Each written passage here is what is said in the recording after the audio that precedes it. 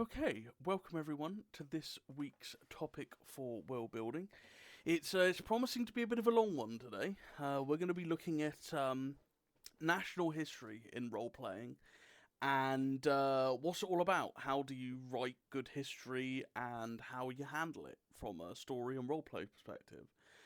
And we're going to be looking at a fair few things inside of this, such as, why a nation's history is important, how to approach writing it from bullet point versus narrative, how to do defining moments over just sheer scope, what is a defining or key moment in terms of history, linking events through to the current actual timeline story, how to use history for long-term plot hooks and role plays, how to use history for setting integration, how to encourage interaction of others in your own history, and then through that creating interlinked mutual historic accounts. We're going to give you some good examples of defining moment in nation histories, both IRL and in Ancerious. Good examples of defining moments in active, like today, role plays. Event knock-ons and how to write current events into history. How to then possibly integrate a faction into the Ancerious history, how the before modern era timelines and integration with that works, how to engage with prior events that have already happened, and general historical tropes to avoid. So, why is a nation's history is important? Well, those who, don't read history are doomed to repeat it, more or less. History on a national scale is the sum of a nation's experiences. It's pretty important, obviously, where major defining moments and even small ones will have knock on effects. This will then sort of, keep rolling and rolling and rolling, build up over time, and will generally affect things like a nation's society, what their economic approach is, how they address their military or militarism, how they go about diplomacy with other nations, how they interact with other nations in their histories, and it effectively works as kind of, I guess, the biggest foundational building block for a faction. I mean, you've got your society, you've got your culture, you've got your government. Sure, that's all like, really needed stuff. But at the end of the day, your history is kind of what makes your nation. It's what brings your faction from this kind of very dull and bland kind of, oh yeah, this is what it is, and it gives it complete context. How did your faction get to that point? What caused it to be like it is today? How it's interacted in the past with all of these different events and other factions, and gives people the ability to look into your faction's past and gauge how it might change in the future, or come up with cool ideas that may be based on your own lore and history. So, because of that, I would say personally, it's the most important part of nation building. However, it is also the most either overlooked or poorly written because of that fact. Because it's such a broad, concrete foundation, it's kind of like, hey, you could do whatever you want with it. You've got a blank slate, you're building a house, you've got a nice big concrete foundation. What you build with it can be anything. It can be this absolutely incredible modern mansion, or it could be like a wooden toilet hut on top of a big foundation. It's entirely what you make of it. So that's how I sort of like think on the whole history segment of it. And personally, I find that a lot of people in not just roleplay, but story writing in general tend to gloss over kind of a lot of history, despite the fact that it can give you, just on its own, disregarding any other world building that you've done with your nation, a massive amount of plot hooks, potential story ideas, internal conflicts, characters or character lineages, and even more. Yeah, and because of that, you also see a lot of people who kind of just not just gloss over it, but sort of write it in a way that doesn't make sense, and we'll kind of get to that a bit later on. But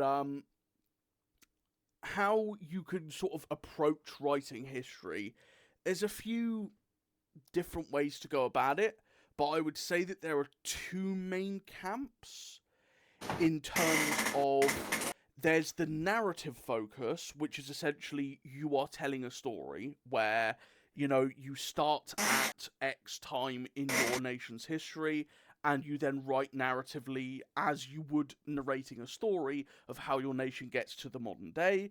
Or there's the way of doing bullet points or big chunks of sort of entries that gloss over key points in your history that are sort of like, well, I'm starting from X thing. This thing happened. This thing happened. This thing happened. This thing happened. This thing happened, and it's now the modern day. And that's how you do it like that. And you type it from a more factual standpoint, as if you're kind of telling someone who's reading over it. So I hand it over to my others if there's any other more different ways of doing it, but those I would say are the main ones that we've encountered. All right. So when it comes to writing history in the real world, it's a sort of thing in which it is an innately narrative topic. It's an innately narratives thing. There's a reason why history, although it takes on aspects of the social sciences, does stick in the camp of the humanities. At the end of the day, you're taking observations of the world, your primary, your secondary sources, and you're creating a cohesive thesis and narrative around it to create context for the way that something was or something is. So it's this sort of thing in which you have a narrative that begins to form around the sort of like truth, not the truth, but like the general observations that a historian makes. And so in that regard, as someone, I will personally always recommend to try to take a narrative approach towards writing history. The big issue, and one of the big things of why you find history becoming a little bit of a tricky thing in Nation RP, is there is a sort of like reversal of that effect. Nation RP, you yourself are creating the facts to back up a general narrative. At the end of the day, you're kind of working backwards from a conclusion you want to have. Which in the real world, the idea of working from a conclusion backwards is not a great idea, but that's how we do it here. We are trying to tell a story. And so we're creating these events to back up that story. So bullet points and narrative are both in many ways useful tools in creating that context. But I always believe at the end of the day that if you want to really write a good history, it should at the end of the day be in some form narrative. As you are trying to speak to your audience, you're trying to convince them about what you're writing, and narrative writing, in many ways, is the best way at convincing at such a thing. It will get people invested. It will often create a better flow of what you're trying to write, and it in many ways can improve aspects of your history that, if put in a much more bullet pointy form, may seem a bit off. So it does have a way of elevating history that you write in a very positive way. Yeah, I think that covers the narrative focus quite well. I would also personally advocate for narrative. It's more engaging from a reading perspective. Again, think of it like a story. We've touched on this countless times in other discussions, but at the end of the day, you relate more to a narrative, character-driven story than just sort of flat, tasteless information. However, if you do have a lot of information that you need to get through, you can do bullet points and note stuff down. But I would say for the most part, if you are going to write bullet point history with sort of like key moments and various historical happenings in a very matter of fact kind of fashion, do that as a prelude to the narrative, because yes, that can still be accepted, that can still be worked with, but it can be quite hard for people to follow. The only way that I see it working personally is, for example, in Ancerious here, we've got a big group timeline, and that doesn't really have a narrative focus writing. It has a bullet point focus writing. Now, yes, each individual entry does have a little kind of like story blurb, but it's written in a matter of fact of this happened. And it's more done to bring players up to speed easily with what's transpired in the group's history if they're interested in looking it up, rather than looking at it from a historical perspective of, say, somebody in character, like you may be trying to look up on the Anknet about like a particular nation's history, for example. Um, Hmm. so there are still situations where you can do bullet points, but I would say go with narrative because it just flows nicer and it's much more engaging. If I can add one more thing, Myrick, Go actually, for to it. add on to that. Yeah, so another really useful use of the bullet point thing is less so to have it on its own, but instead as a starting point for writing a narrative history. The idea is that bullet points, as Myrick brought up, are fantastic for bringing large amounts of information and presenting it quickly. So an audience can very quickly get an understanding of the baselines of stuff. This means that it will be more surface level. But if you put down these general basic facts about how you want your history to progress, you can begin to question why this happens, how this happens, if there was something that almost made it happen differently. It allows for a level of extrapolation that can add more depth and add more intrigue to your history, which can make it more narratively compelling and make it more feasible and plausible as an actual historical account. So it can be a very useful tool as a writer to prelude writing a narrative history. But as Mark said, it usually is better to focus, especially on with your basic sheet, on a narrative history because it will make it easier for others to read and get a feel for what your country's history is like. Definitely. Do you want to add anything, Blue, or No, I think there's anything that's I wanted to say has already been said. cool? So the next thing is you've got your kind of approach of how you want to write your history, and you understand why your history is important. Well, how do you actually go about like writing it? Like, what's the meat? Like, what do I actually write down? Do I talk about Globnark the Great and his grand unification crusades, or do I talk about the time where Globnark's second son decided to fall down the stairs and broke his neck and died? Like, so I kind of approach this where you've got two things where you've got sheer scope, which is try to write down as much as you possibly can, which is an approach you can do and has been done by people before who have tried to submit here and have done things elsewhere. Or there is what's called defining and key moments, which is where you highlight moments that effectively changed your nation in a clear way that brought them to the current point today. Yeah? So it's this kind of stance of yes, you could go into absolute insane detail and talk about how, like, between these key defining moments there were all these things that happened and they had this knock-on impact, and you are more than like within your right to do that.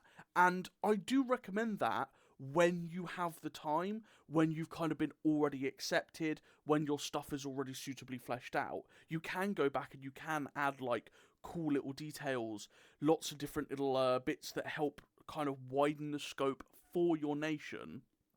But for overall, you kind of want to focus on these key moments of history where, it's kind of no matter what outcome was going to happen, it was going to define your country.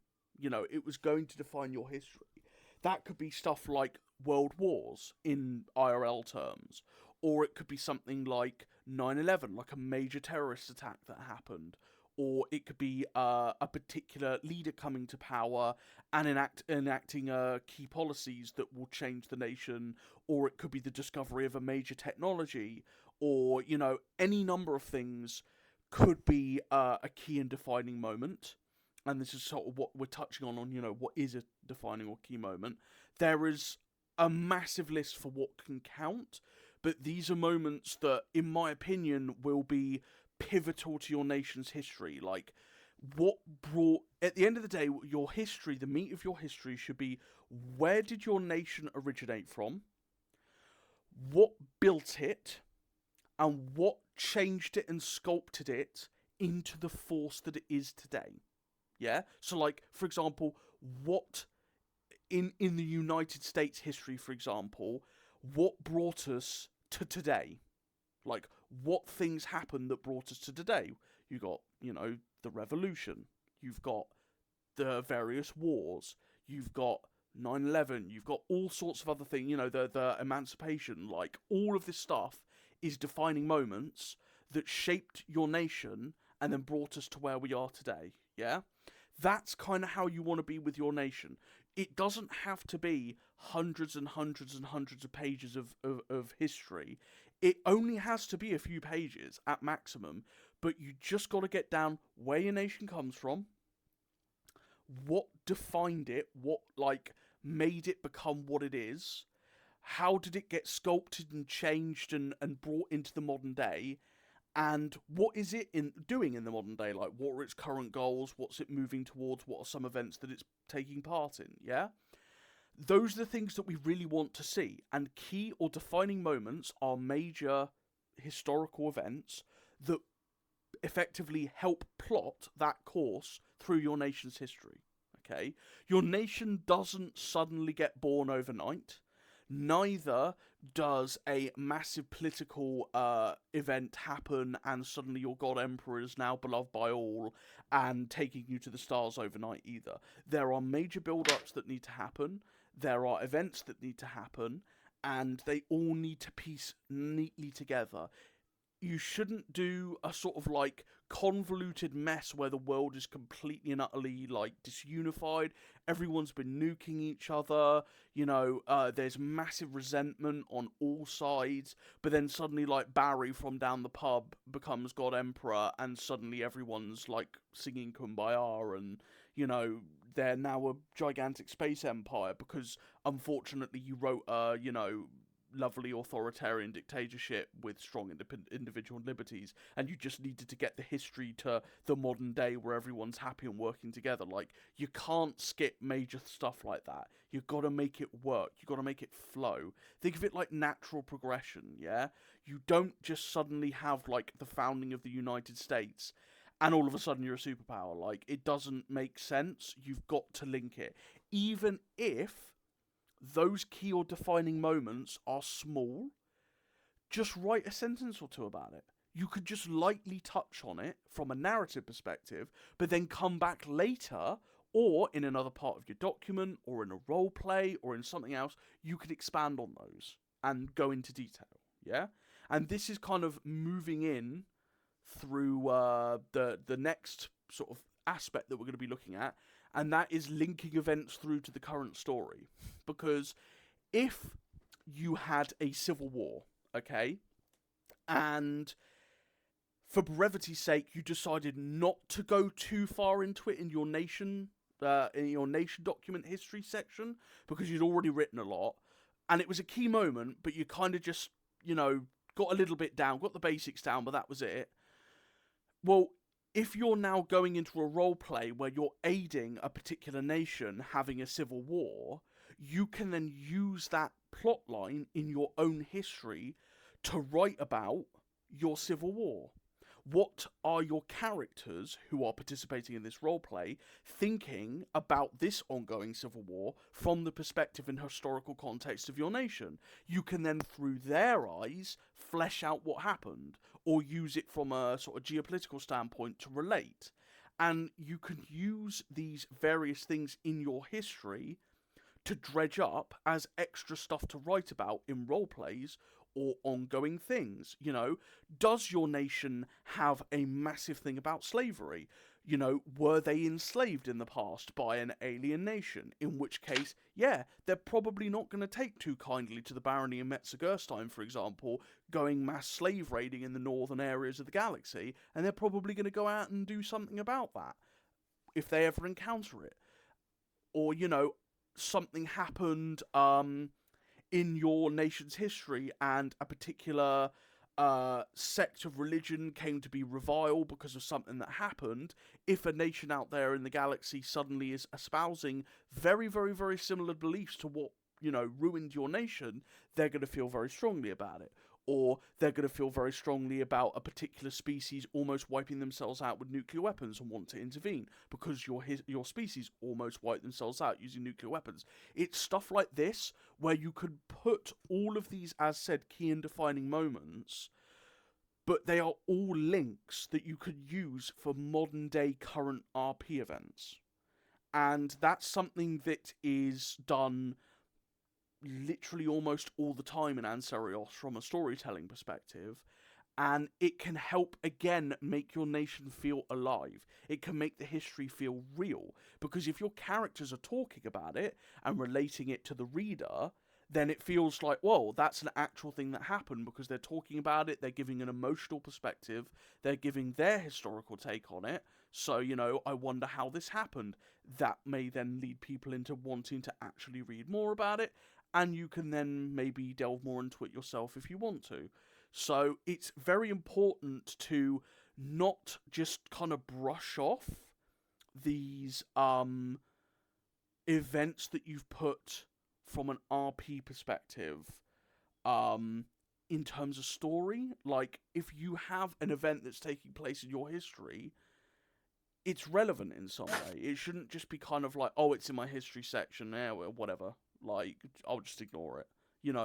It's there, it's resources, you can use it. And I've realised I've been speaking for a while, so I will hand it over to either of my colleagues if they wish to add any more takes on that. Before I go off, Blue, you have anything? I'll leave anything I have to say to the end. Okay. All right. I'm going to be very brief on this. I think Myra covered quite a lot of this. History, fantastically, is this sort of like providing context to the present. And so in many ways, as Myra has said, the way that you write your history should in fact inform the way that your nation acts in the present. It adds this throughput in the sense of like why they're acting in this way. It adds a logical reason, or sometimes an illogical reason, to why a nation will act or react to events going on around it. It's a way to inform, especially if you want to make, for story reasons, your nation make an inoptimal or bad decision. It's one of these ways in which you can look to the way that your history has sort of created an environment in which these sort of decisions can make sense. Often you can get some really cool narrative mileage out of having these sort of like, oh shit moments. And so in that regard, having your history have a very meaningful present in your nation's RP and their current story and the idea that they want to tell can really have some really cool implications, and then very much lead into some really cool story moments that you can have either internally or externally. So yeah. And this kind of moves into the next sort of like section, which is you could not only use the current and past events of your nation's history for kind of like linking into just offhand comments and context for characters and that you're running, but you could use them for long-term story plots. And this is something that, like, I really, really encourage players to do. And if you take away anything from this discussion, please let it be this, in that your history is the perfect place to cultivate internal stories. Okay? Because you can give yourself endless amounts of context just historically for your nation, yeah? Be that, again, as I said, civil war, slavery, blah, blah, blah, blah, blah, blah, blah. All these different things, yeah? But here's the kicker. They don't have to be resolved. These events that happened don't necessarily mean that they're in the past, yeah? So if you've had a massive political schism that has caused war and problems before, doesn't mean to say that this other ideology is gone. It could still be very prevalent in your nation, and it could be simmering just below the surface, waiting for the chance to rise again. Therefore, you now have the perfect casus belli as a writer and as a role player to effectively start up your own plot lines and role plays focused around this going on in your nation. At the same time, you could use this to give plot hooks to other players and get them involved. Or you can do it to just write your own stories in various journals and self-written pieces to just have fun writing and write different things from your own perspective. So you can use these to make your nation not only much more, what's the word I'm looking for? Not just realistic, but kind of organic. I think organic is the term. They feel much more alive, but it can also help keep your current nation story alive. Because if you're dealing with all these different internal conflicts or all this different kind of like ghosts of the past that are still influencing your nation to this day, it can really help you, keep the spice going, keep the sauce going. If your nation has resolved all of its historical problems, well, that's kind of a bit boring, really, because, none of the IRL nations today have resolved their historical problems.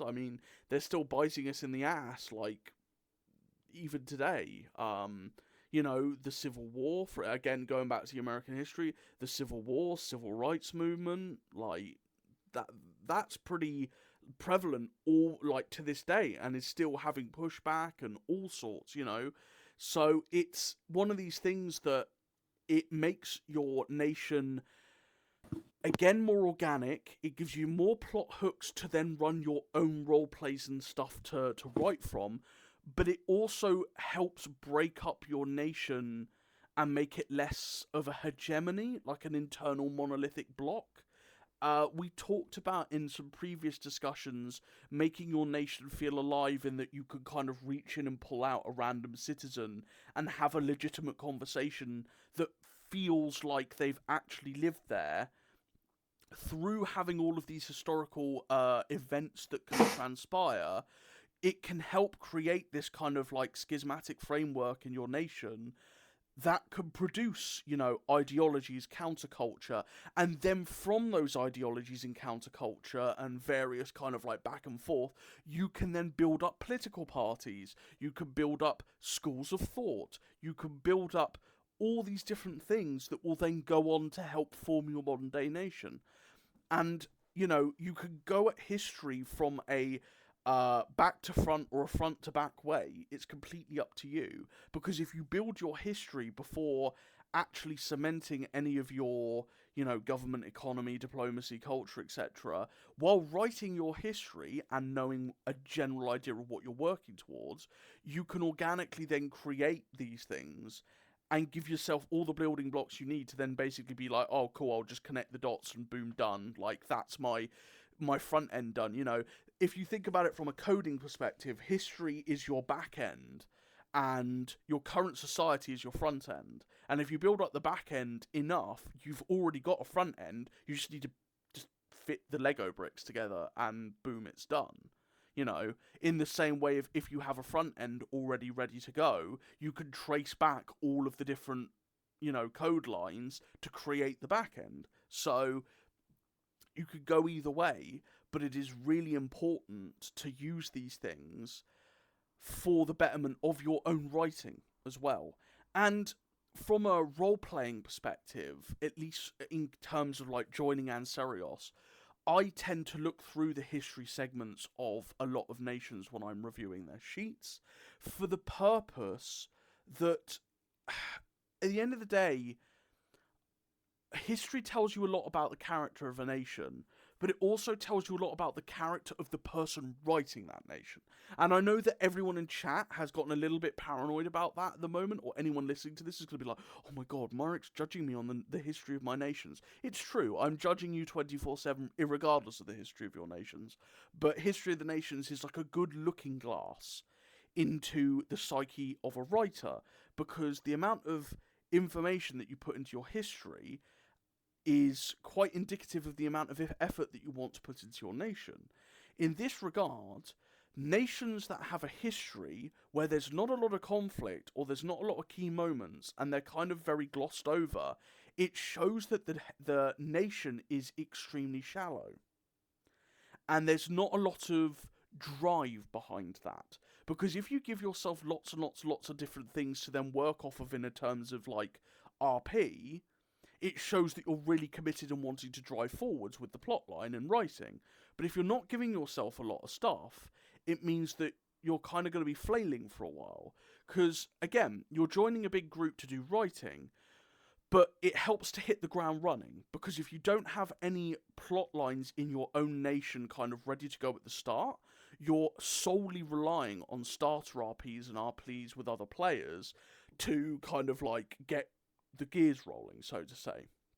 But if you have internal plot lines as well, that can help entice players in, and it can also show that you're willing to put time and effort into your nation and the group story, even if that, plot isn't a focus of that, irregardless. And therefore, you're clearly really wanting to give it your all. So, I know it's a weird kind of sort of psychoanalysis there, but that's the way that I look at it. It really helps you integrate into the group. If you've got these sort of ready-to-go plots that you can roll out, or ready-to-go plots that other players may be interested in running with, yeah? So, again, this kind of ties into the next point of, how to use history for setting integration. Well, if you're going to have these plots that are ready to go, you can easily use these kind of historical events as ties into the setting. Say for example, as Ancerious, you could be like, well, my nation is tied to the Peony Revolution, therefore you now have direct or indirect connections to any nation that was involved in the Peony Revolution, NPC or player. Therefore, you could immediately do stuff with those people without much issue, because it already makes sense. Or, well, I was involved even tangentially in the Second Ancerios War. Cool. Therefore, you now get to pick a side, or how you were involved. That now gives you a bunch of enemies and a bunch of friendlies. This then gives you more, like, story to go over. And it's really important that if you're building a nation for a setting, or bringing a nation into a setting, that you have not only your own internal kind of key defining moments, which are important, to define your nation internally, but there should be those moments that are external as well. And that should reflect in what has happened in whatever setting has transpired. Because if you're, according to your history, this kind of big industrially competent nation, well, how did you handle the galactic market crash of like 79 AME? Or how did you handle the third Ancerios War, or the second Ancerios War, or like any number of other mega corporations rising to power? How did you deal with that? If your history includes nothing about that, and is effectively just, oh, they climbed to the top and they're now a super mega like exporter and all this other stuff, it's kind of like, I'm not going to take that, to be fair, because I want to see you integrate with the actual setting. Again, if you say this happened, therefore they did this, that, and the other to try and circumvent this issue, or this is how they were interacting in this particular time period, or, any explanations that help you integrate yourself into the setting gives you a leg up in terms of writing in the group. But it also helps, again, make your nation seem much more organic.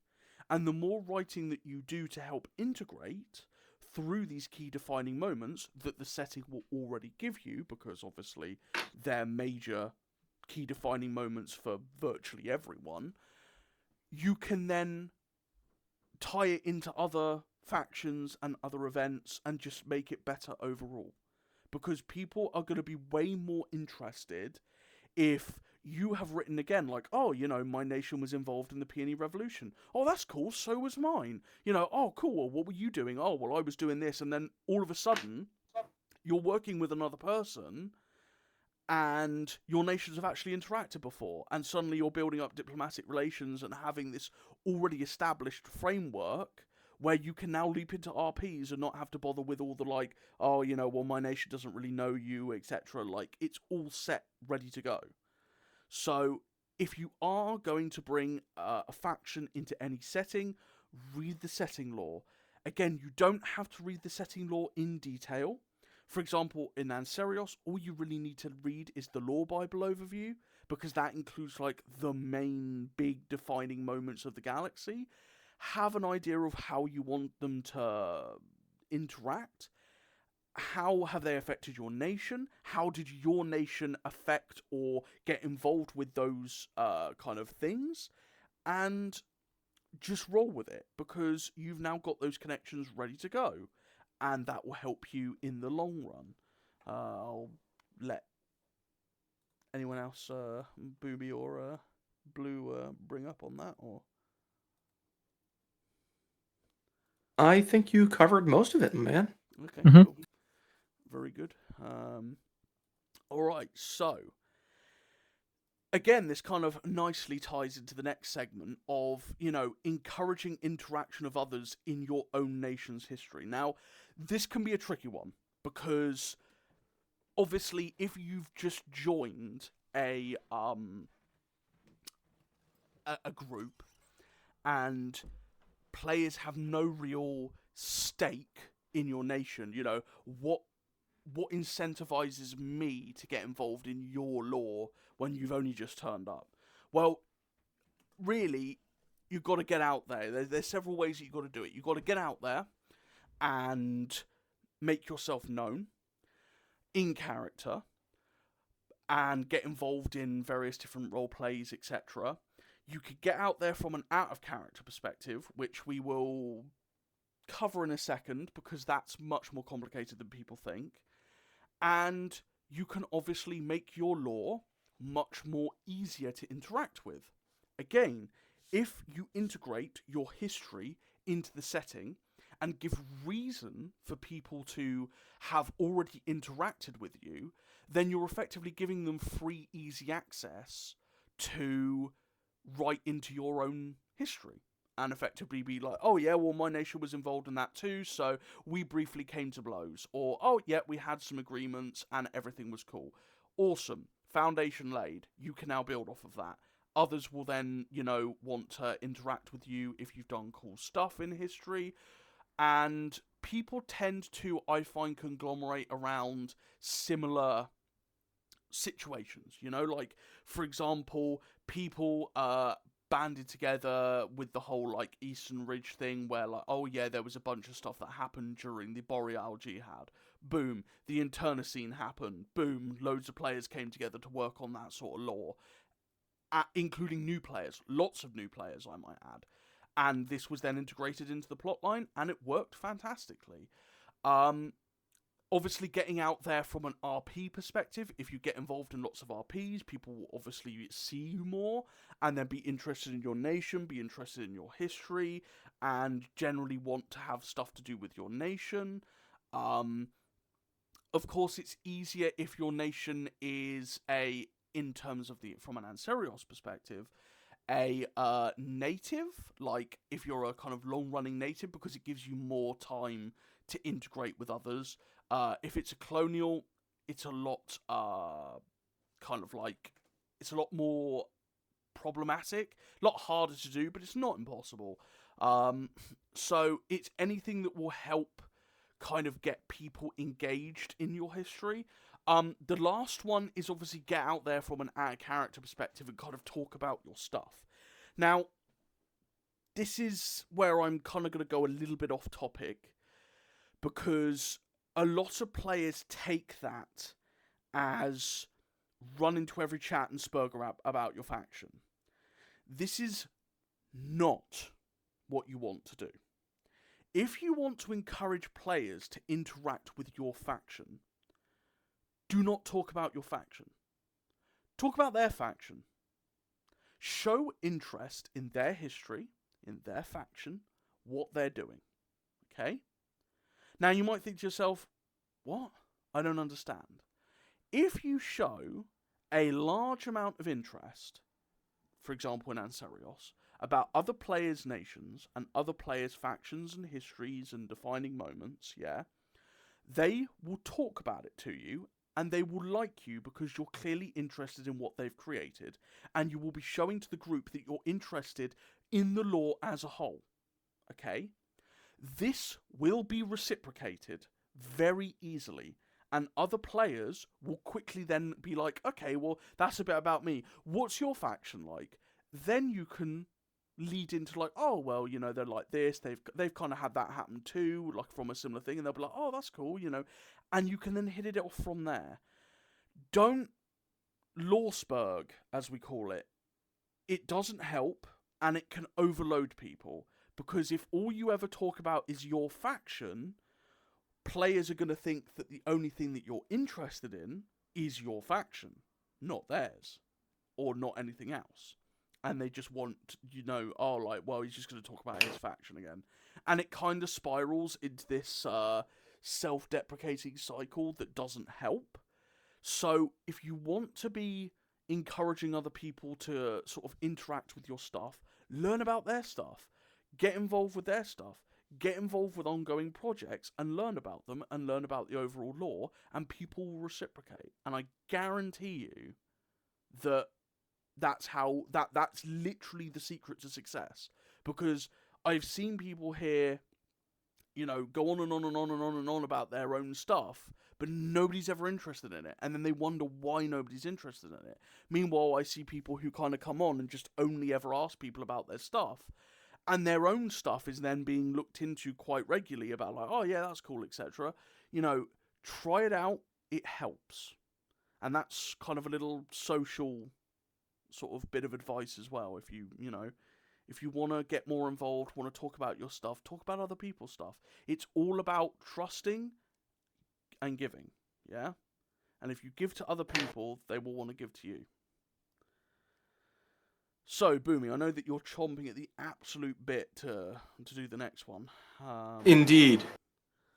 So, we've kind of talked about how to build history for your own faction, how to integrate your lore into the setting, and then how to integrate other people into your lore and vice versa. Now, the sort of step up from all of these, they're kind of like a step up from each other, and sort of integration in this, the sort of final step you run into is this idea of creating a sort of long-term, interlinked, mutual historical account. This can be in the form of creating stuff between a few nations, or as large as a region-building project, such as what's going on in the Killian Verge, the Tuvian Arm, and the Eastern Ridge. This sort of stuff kind of represents a moment in when you find this ability to create this really cool interlocked history between everyone begins to shine, and you find that people can get really excited and really engaged with creating history, because it really is the moment in which an area can sort of go from just a sort of place on the map and turn into a living, breathing, changing area that not just you or a few people, but an entire community can kind of coalesce around. And there's a lot of steps that go into doing so, and a lot of things that you need to do.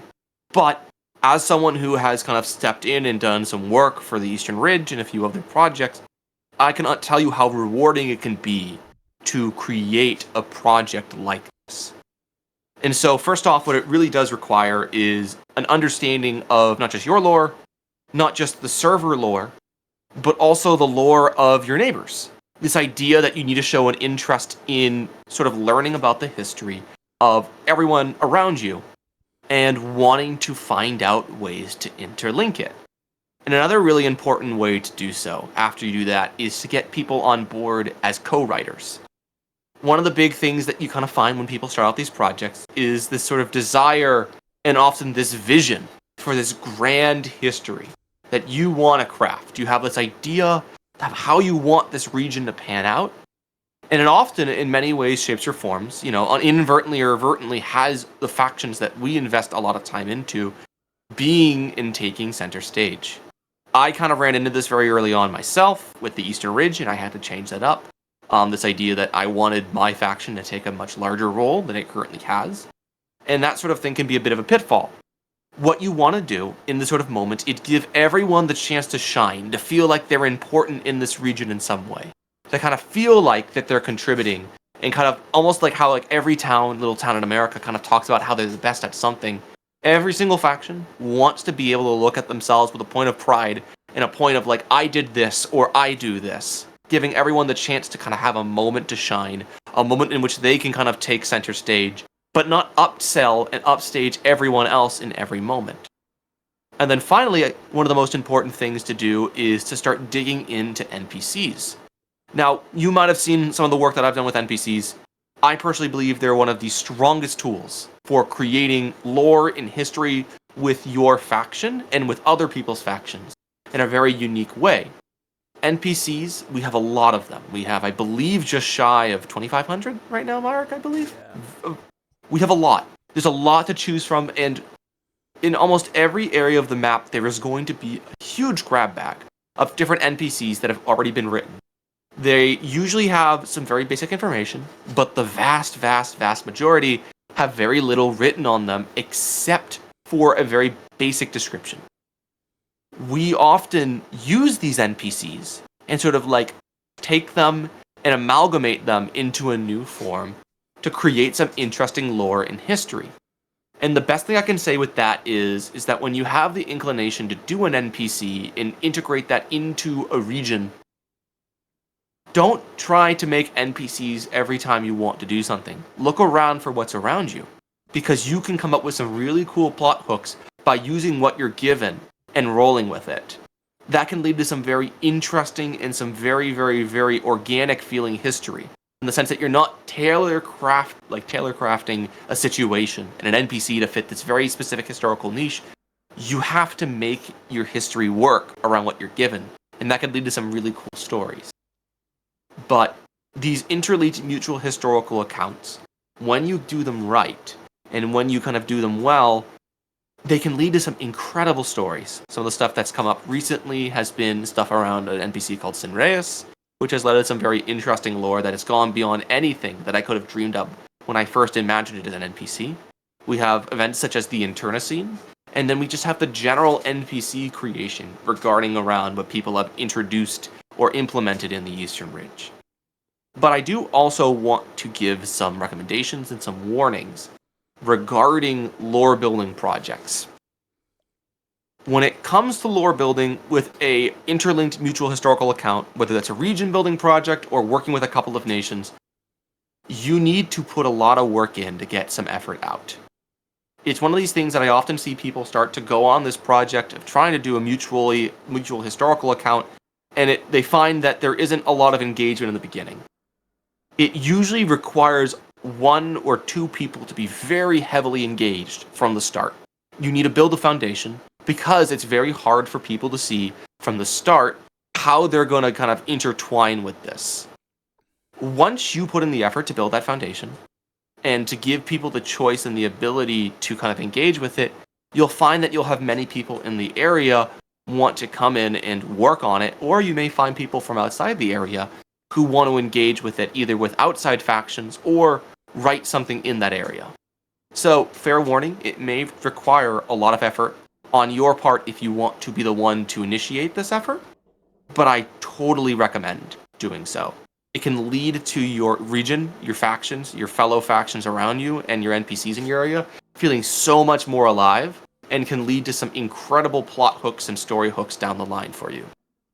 And I'll open up the floor to Myrick and to Blue if they have any sort of like suggestions or additions to this. I think you covered that well, Blue. Yeah, no, I think it's I think interlinking mutual historical sort of things, whether that's some kind of group project for developing nearby nations, or how can I interact with your nation. In the past, in a previous discussion, we talked and discussed ways in which we can get other people to be interested in RPing with you, and how you can begin RPing with other people. I think finding ways to have some kind of mutual history, developing that kind of thing, is one key way to engage with RP, and it's a cyclical sort of thing. Either you can start developing mutual history with other people, and their interest with you will begin triggering RPs, or by triggering RPs and beginning to actually engage your nation with another person's directly, even if you have a sort of a blank slate, you can begin to get an idea of whether you have a sort of a certain synergy. And sometimes you may even find yourself going, well, how about we actually have a history? Or how about we begin doing something or have some sort of extra secondary law that our nations have been doing in the region, or maybe there was a skirmish, or maybe there's this sort of dispute that we've historically had that can come out of RPs. So you can do it both ways, but by engaging in this sort of thing, I think it's a very strong means or weapon at your arsenal. Going back to this age-old question, how can I entice people to RP with me? And I think this relates heavily to it. Mm-hmm. To add in a bit more, because I realize now that I didn't give many examples other than region building, you don't just have to go on this large project, bring in a large amount of people to build up a region or build up a large history that incorporates a large number of NPCs and these very intricate storylines. There are other ways that you can sort of integrate other people and create mutual historical accounts. I think one of my favorite ways to do so is discussing immigrant populations, if your nation accepts immigrants. The idea of looking about and seeing which of your neighbors, or people even relatively far away, would have populations that are moving to your nation, and discussing the idea of when did they arrive, what events may be transcribed in their nation and your nation that allowed for that immigration, what cultural aspects do they bring, how do they integrate into the culture, is there any tension? It allows this sort of very interesting depth to this nation to form, and at the same time as well, it doesn't require nearly as much sort of intense effort to create this strong interconnected history, but it still creates a feeling that there is this aliveness to your nation. There's this inner life to the people and the society that you have built. Agreed. All right. Very nice. So, good examples of defining moments in nations' histories. Let's have some IRL ones and then some Ankh ones. You two have history majors, so I'll let you go. I'm going to let Blue talk for the first time first because I have been an unmerciful person. So good examples of defining moments in nations' histories in real life. I could probably go on for a century on niche certain things for nations no one's ever heard of.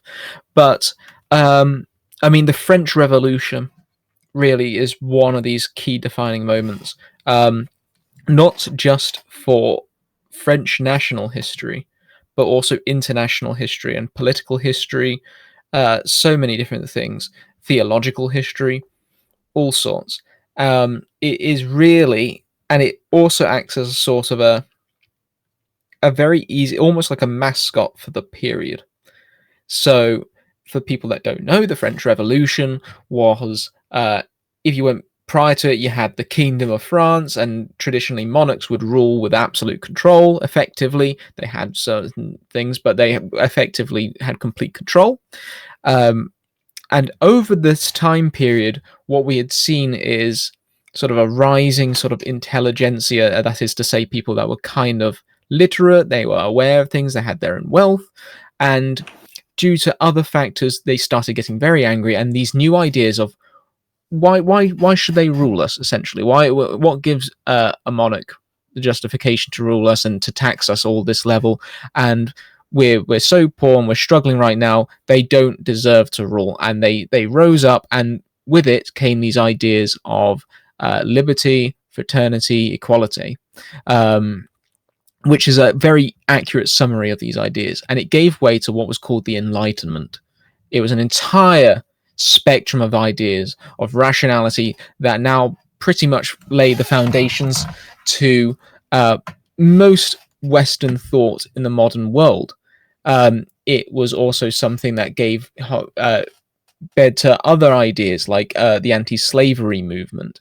You can look at other national defining moments like the defining moment that created America, which is the American Revolutionary War, which is almost ironically the same idea, but they saw it as a conservative thing. They thought they were restoring their English rights. So you have these revolutions, these key revolutions in human history that were based on these new ideas or potentially ideas of restoring old ideas, that really opened the door to new experiments of new nation types, opposition to old systems.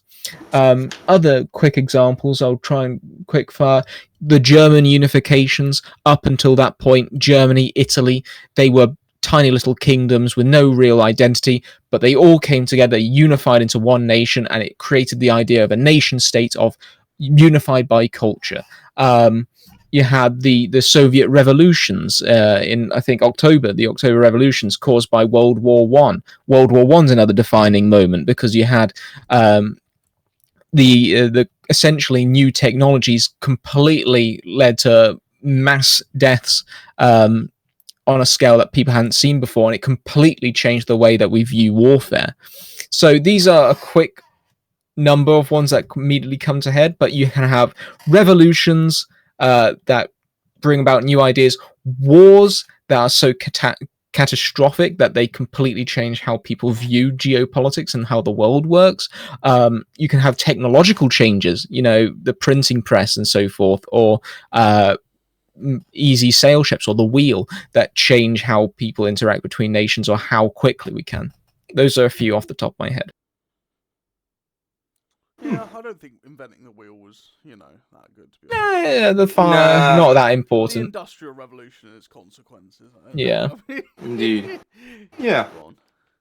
Alright, I was gonna say, these are all fantastic ideas for like these big, large-scale events that can change the way a nation views itself.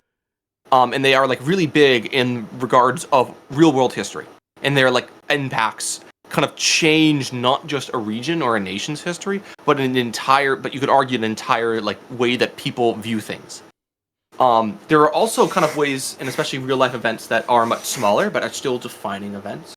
One that comes to mind, for example, is the Treaty of Trianon for Hungary, which if anyone doesn't know, is the treaty that Hungary experienced in the aftermath of World War I, which stripped away a huge portion of its pre-war territory. It limited its army very heavily. It basically brought it down to a third of its population and led to the country becoming particularly angry and very much like disdainful towards the Allies. This, in a sort of grand scheme of things, is not as a big event as, for example, the unification of Germany or the French Revolution. But for the country of Hungary, it is a defining national sort of scar that even to this day you see that there are references to it. For example, Orban makes often references to the Treaty of Trianon as its view of like it being a huge disgrace against the nation, often bringing up large minorities of Hungarians in other countries that were left there due to the treaty. And so you can see that an event that may not be as large on a global or regional scale can have massive effects on the way that a country views itself 100 years down the line after multiple regime changes, a large number of wars, all sorts of stuff. And it can still have a large number of effects. So don't feel like you have to write these turning points as these massive effects, even though there are many great like events that happened in the Ancerious history that can act as these great inflection points you can use as an inspiration or directly say, this affected me. Feel free to have like smaller ones that may only affect your nation in a meaningful way, but can have a deep, lasting impact on the way that they view themselves or view others. I just want to piggyback on the back of what you just said with something that I think is worth noting. And this is sort of brownie points for people that do this, but essentially a defining moment. Well, what is a defining moment? It's a moment that kind of, it picks up what your nation's about and so forth, but it's a big moment. Defining moments in history are very rarely isolated. That is to say, you in most defining moments that I've mentioned, or that we mentioned that we can look at, you can trace back to another defining moment, either by that nation or other nations. And this goes back to how you can integrate with other nations and other history. So, for instance, we looked at the Treaty of Trianon, as Boomy brought up. We can actually connect that to the defining moment overall that was World War One. Well, why did World War One happen, or what were the consequences? Well, that was because obviously the Treaty of Trianon was caused by World War One, its high casualties, but also going back to the German unification, the idea of nationality, the idea that every nation should, or rather every culture should be governed by their own nationality or their own people, their own sort of community. That's what a nation was, which was new. And that defined how the Treaty of Trianon worked, because now, after World War One, we had all these different nations going, okay, let's get rid of these old ancient empires from the medieval times. Let's start trying to draw borders around these nationalities, and that caused its own problems. You can go, okay, well, why did nationalism and this idea of like self-government, what brought that about? And you can trace that back to the French Revolution with the Enlightenment. So history is so rarely isolated events. It's a rich tapestry of other events causing other events. And that's such a great way, I think, in order to integrate yourself with other people's history. You know, one that I bring up sometimes is the market crash of 77. It's like that's an Ancerious related thing, so I might be guessing ahead of ourselves, but it's relevant here because other people, they didn't have to react to it. They didn't have to have themselves impacted, but that defined other nations for that while in their own arcs. But I like I said, I'm getting ahead of myself, so I'll leave that for Marek to start bringing up his own things on the next stage. No, that's right. I was like, those were all really good stuff, and like, I think that kind of comes into, you know, like, hey, defining moments in sort of like RP terms, at least for Ancerious. You've got like, you know, the market crash, 3AW, 2AW, Corona and Borealia. But as you've said, these defining moments that have happened in active RP could all be traced back to something else. Market crash was traced back to obviously stuff that happened earlier, plus Yognar, which was traced back even further. Corona happened due to the market crash, plus other things. 3AW happened because of previous events. Like, it's all this big interconnected stuff. Yeah, like, honestly, you can find really good historical events in, like, the vast majority of Ancerious nations, let alone the group lore as a whole. For example, like, for the, you know, good examples of defining moments in the active RP, Corona has just ended, the fall of the Third Republic, where the largest nation in the galaxy shattered, and in the process fell to the army of the Panopticon, and the forces of the galaxy, who had initially kind of rushed in to pick at the dead corpse, effectively, of this mighty nation that had, you know, endured for thousands and thousands of years, ended up actually having to unify and fight against what is now known to be the greatest threat to the galaxy. And, like, everyone is now terrified of what's happened. There's been so many arcs that have sprung up on that. That, in turn, has led to a lull in 3AW and the now attempts to end it so that the galaxy can actually focus on rebuilding and facing the current big threat. And, yeah, there's loads of really major moments going on, but they don't have to be big.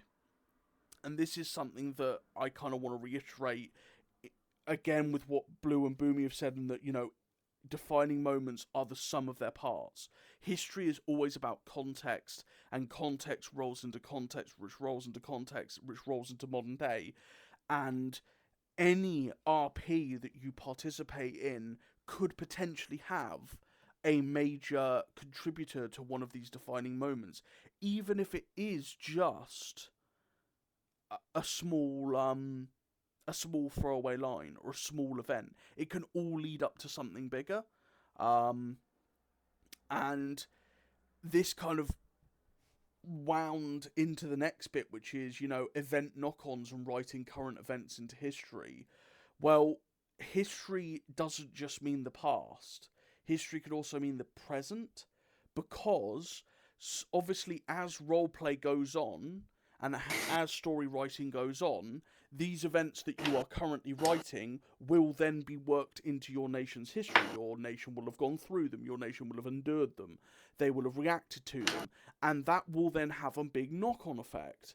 And that will then be put into the massive pile of context that will then change things. Don't be afraid to change your nation.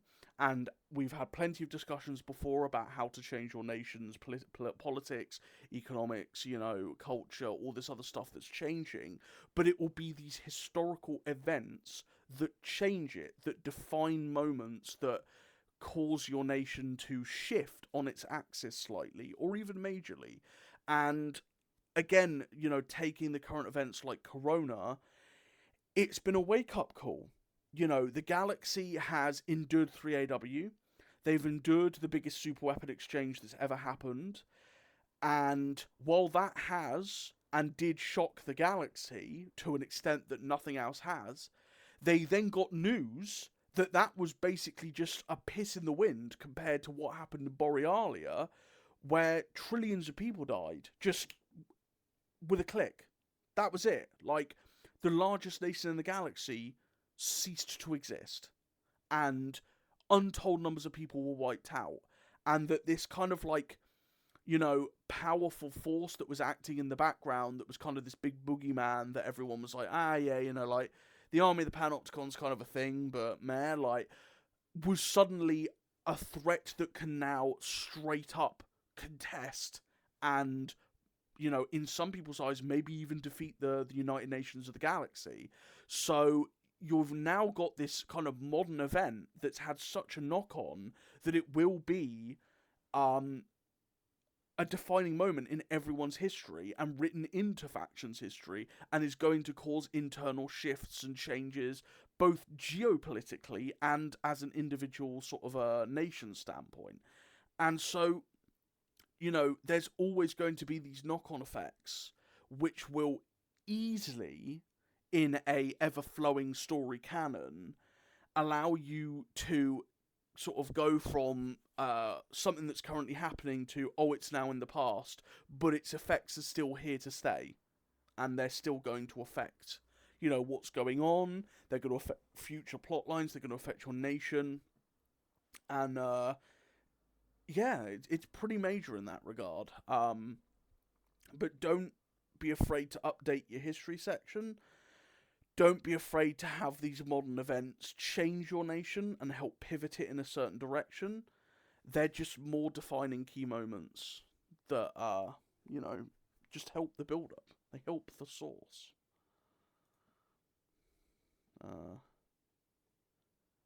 Anything from you two on that sort of thing? Or, we've all covered that pretty well, I think. Yo. Okay. So, how to integrate a faction into Ancerious history from a colonial and native perspective.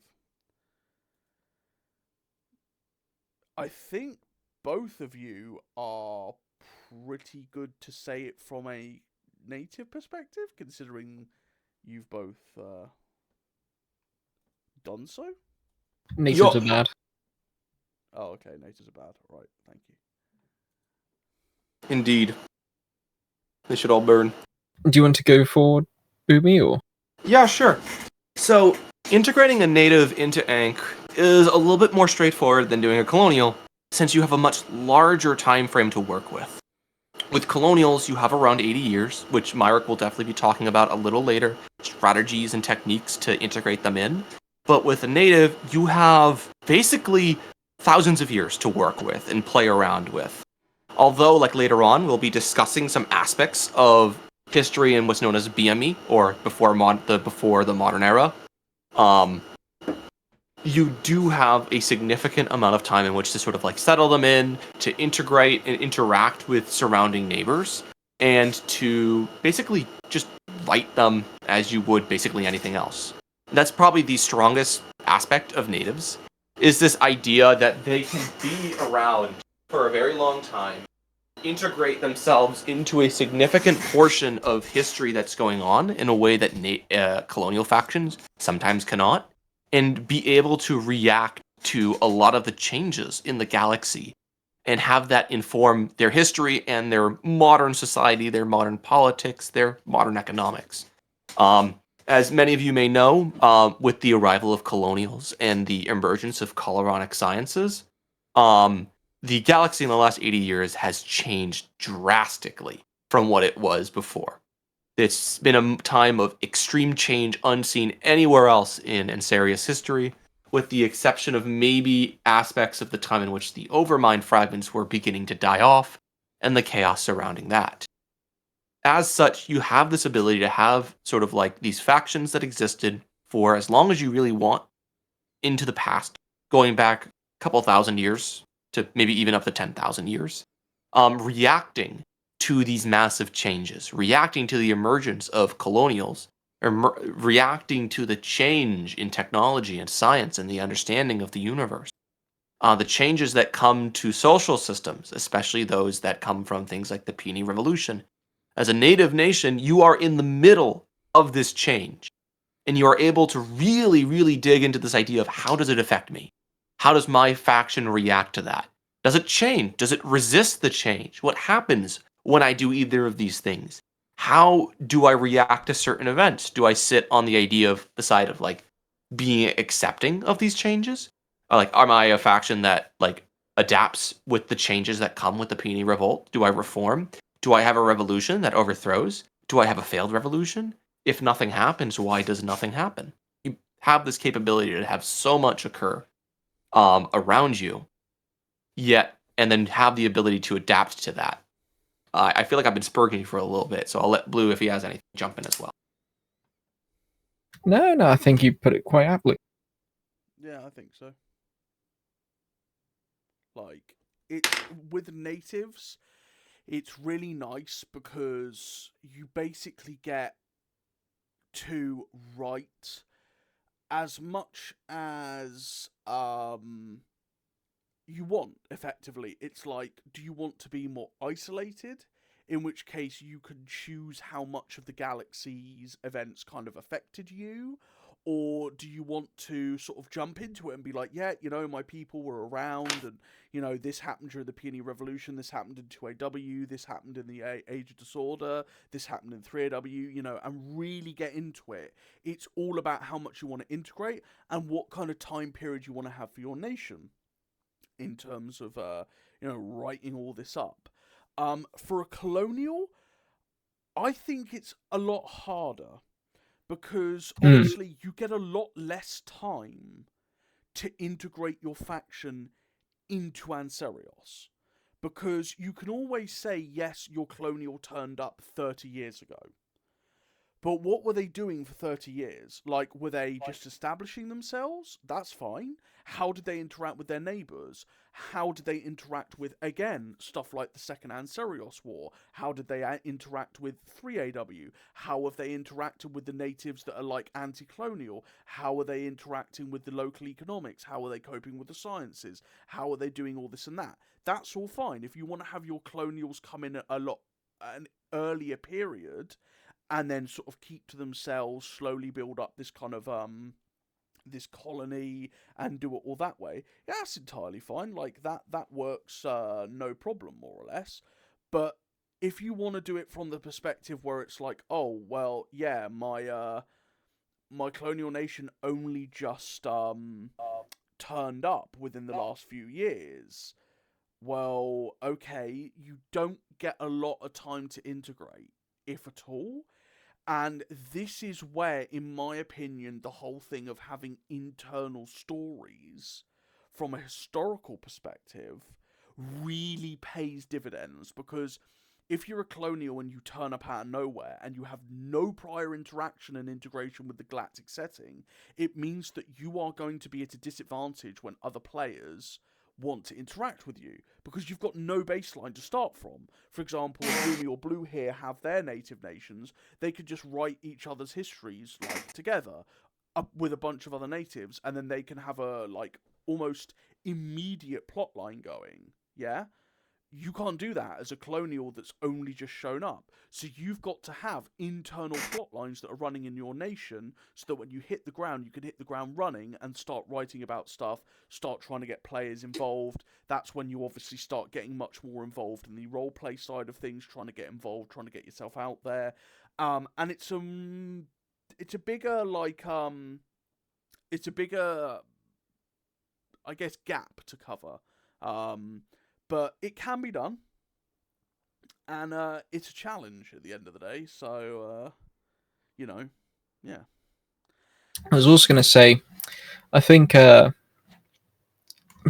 think there is this sort of assumption that creating a colonial faction, if you're creating a faction for the first time, it's easier to do than a native, because people see all this like history and lore and so forth, and they go, well, if I create a colonial nation, or I bring in my colonial nation, I don't have to do any of that. But it's kind of a double-edged sword if you do that, because it also means you suddenly plop yourself down into this highly, developed geopolitical sort of area, and you're like a duck out of water, if that's the correct phrase, because you're now the newcomer. What you can alternatively do, there's nothing, if you are going to go for native, there's nothing to make you preventing you from being, oh, I've been isolationist for this many years, or oh well, I've just not been in full contact with the rest of the galaxy and reliably for the past X years because of this. Or you can alternatively go, essentially, yeah, I'm going to have this kind of history to it. This is the general thing on what I'm thinking, but I'm not going to start naming factions that I've been like at war with and stuff. And that's pretty much fine as well, because that's something that leaves you open when you want to start looking back when you're feeling more comfortable, to begin retroactively looking at these things and going, okay, well, the Bulo Compact or whatever they are, they can have, they sound like some faction I could develop a history with. And that's something, because people that know my faction, it basically started as a blank slate. It might as well have been a colonial in terms of integration, because it sort of just appeared. And from there, but that means you've also kind of got complete liberty to begin intertwining and integrating without the conflict of, oh, well, my pre-established nation and all this kind of thing wouldn't be doing this. So that's my kind of thoughts on it.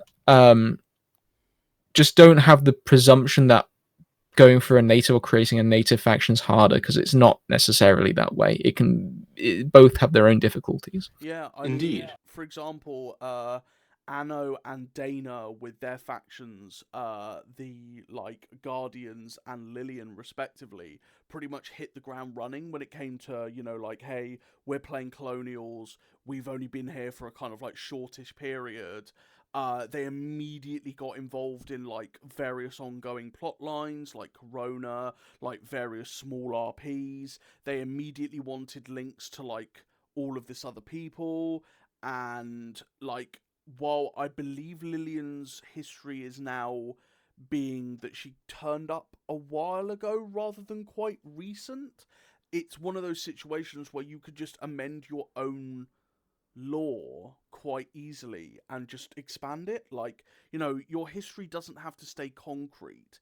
If you want to try and change your history around, that's completely fine to fit, whatever cool world building you're doing. But they've already got multiple people who are like engaged in their lore, so it's again, it's that thing of one is not necessarily harder than the other. It just depends on what your personal outlook is. Indeed. They both have their own respective strengths and their own respective weaknesses regarding what they provide on their own and what is placed in the hands of the author.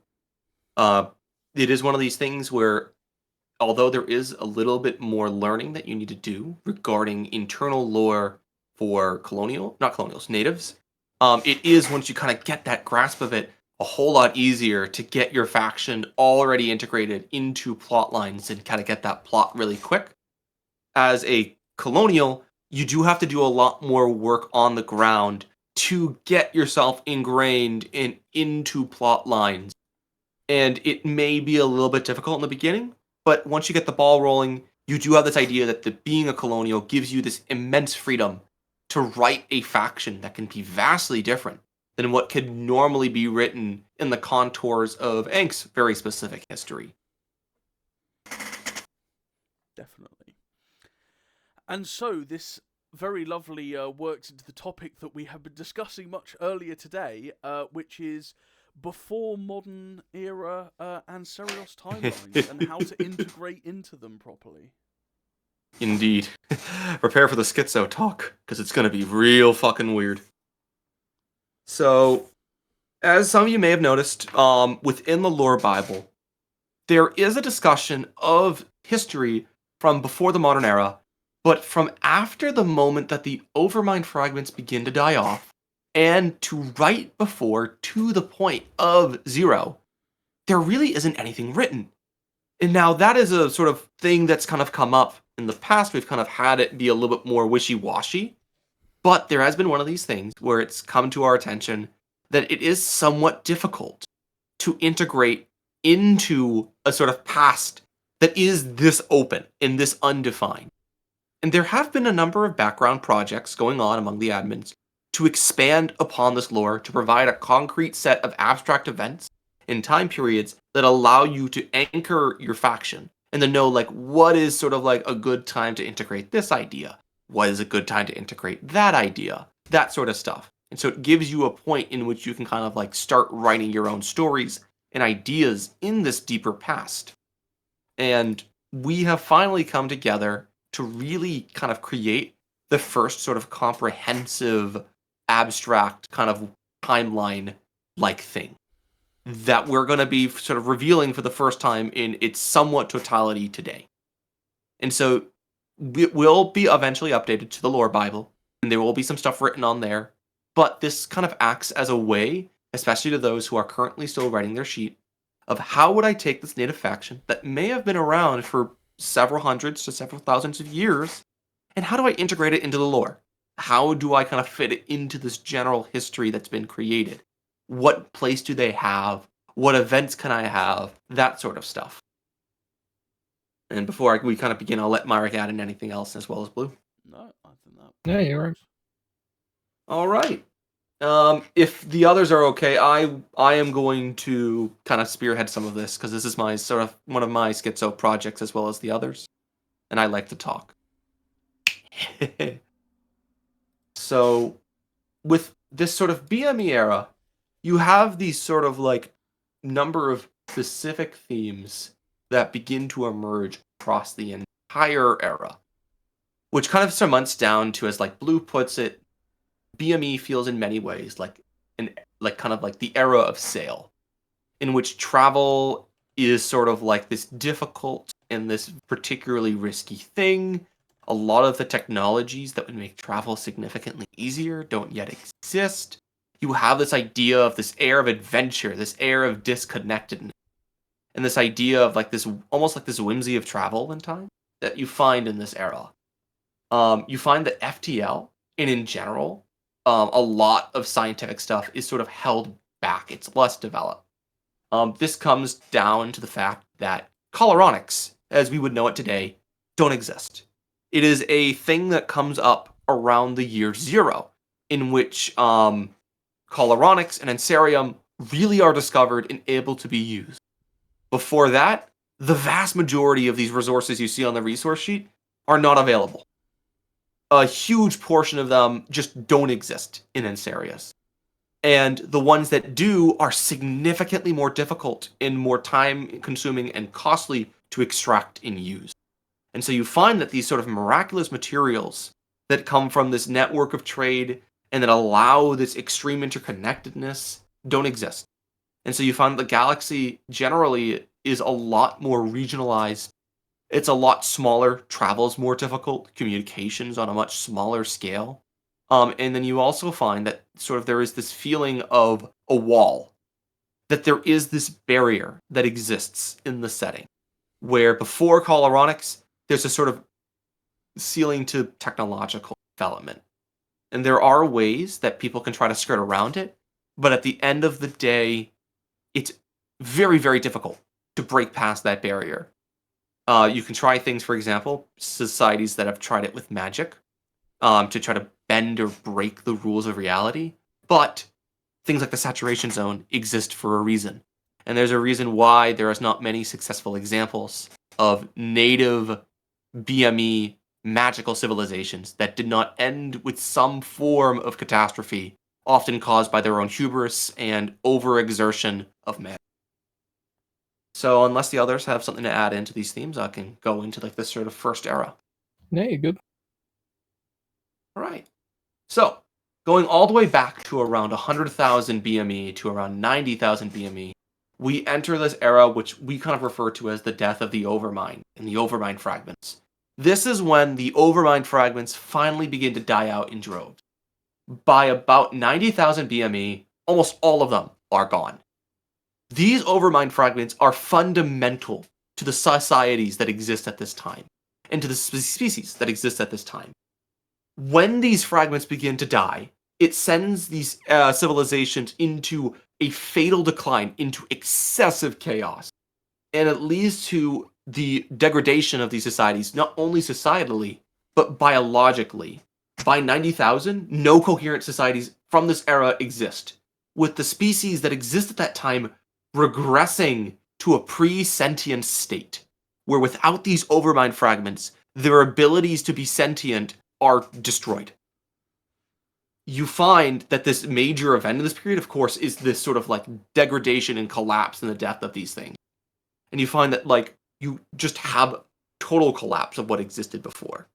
It had been a long time coming, and there had been many attempts to try to revert it, but none of them were able to work. And this sort of was this inevitable collapse of these fragments. And it was just as horrifying and just as sort of like disheartening as one can kind of imagine. It leads in this 45,000 year era called the Era of Mourning, which is for this basically an undeterminate amount of time. The native species of the galaxy, they fought to regain not only their sentience, but their civilizations from practically nothing.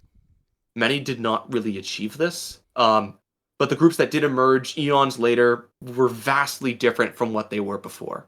This is when you kind of see the sort of like moment in which, for example, the Yukigir fully emerge as what humans would be in Ancerious today. As such, really, from 90,000 to 45,000, there really is no history. It is a blank period. There may be little fragments that exist, there may be little bits that can be found on planets, but there's no real coherent history from this period. It's basically a dead zone. We don't really know what happened here. We don't really know if anything happened here, and it's sort of like an era of mystery, often shrouded in this idea that there were like these strange things that happened during this era.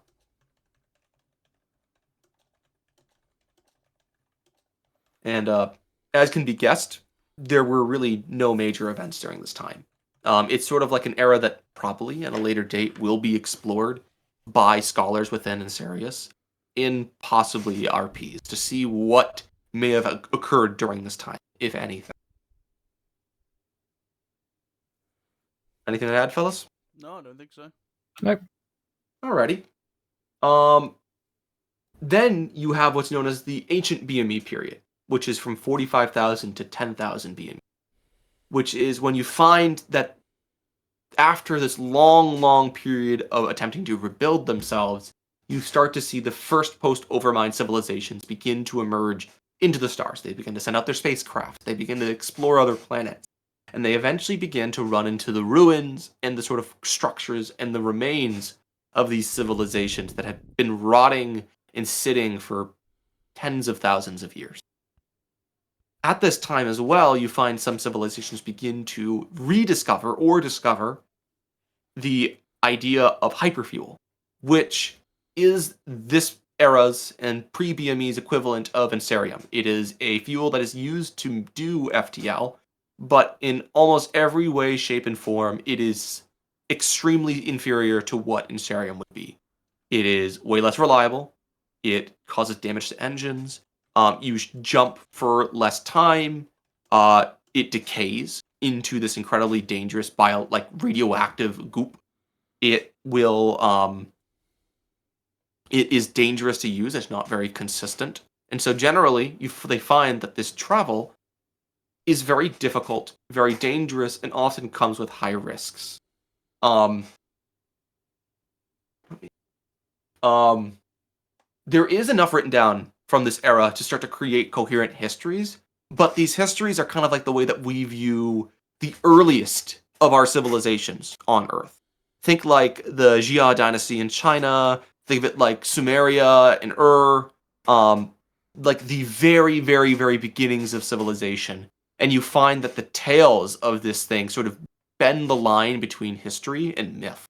And so it is sometimes very difficult to decipher what is sort of like this story that is created and what is actually stuff that happened. You find that there is, this is the era in which you find people discussing the idea of precursors. But I should say that many of these precursor civilizations that I've discussed lack much evidence beyond sort of ruins that could be from the Overmind fragment era and ancient unreliable stories as well. This era is mostly of myths and legends. Your faction can reference this period. It is not recommended to have it originate here, however. If you do so, and you try to write so, it is possible to create a civilization from this period, but it's going to go through a lot of scrutiny, and you're probably going to have to do a lot of effort writing your history to justify how your civilization has survived this long, especially with the context of the following era as well. So a major event from this, I'm actually going to let Myrick take care of this because that is more so his wheelhouse, the creation of the lantern. I'm not going to go over exacts in this. Otherwise, we're going to literally be here for the next 2 hours about like one particular thing. But effectively, like the best way, in my opinion, to integrate into the kind of BME timeline is that it's to integrate into the like early BME. So like the last 2,000 years is really what you're going to be aiming for, if that. Remember, nations change very, very rapidly because of all kinds of instances, yeah? So don't try to be like, well, my nation's existed since like 1,500 years ago and it's been more or less the same state. That's not really how it works.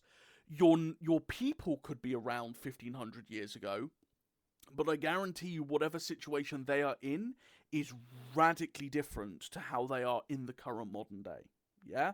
So if you're going to start integrating and writing a native species that's been around since before the modern era, do so in a way that either makes sense from, like, again, as Blue and Boomy discussed earlier, from like an isolationist perspective, where your nation has mostly kept to itself, or write it from a point of view of, well, getting to do with what was going on at the time. Now the BME timeline is being written out. So we're like working on that literally at the moment. So you'll have a much better idea in that regard of what's going on. Indeed. But don't try to decide like, oh, well, my species history stretches back all the way to like 10,000 years ago. Okay, what are you trying to achieve with that? Like, what are you trying to tell story-wise for a species that's that old or older?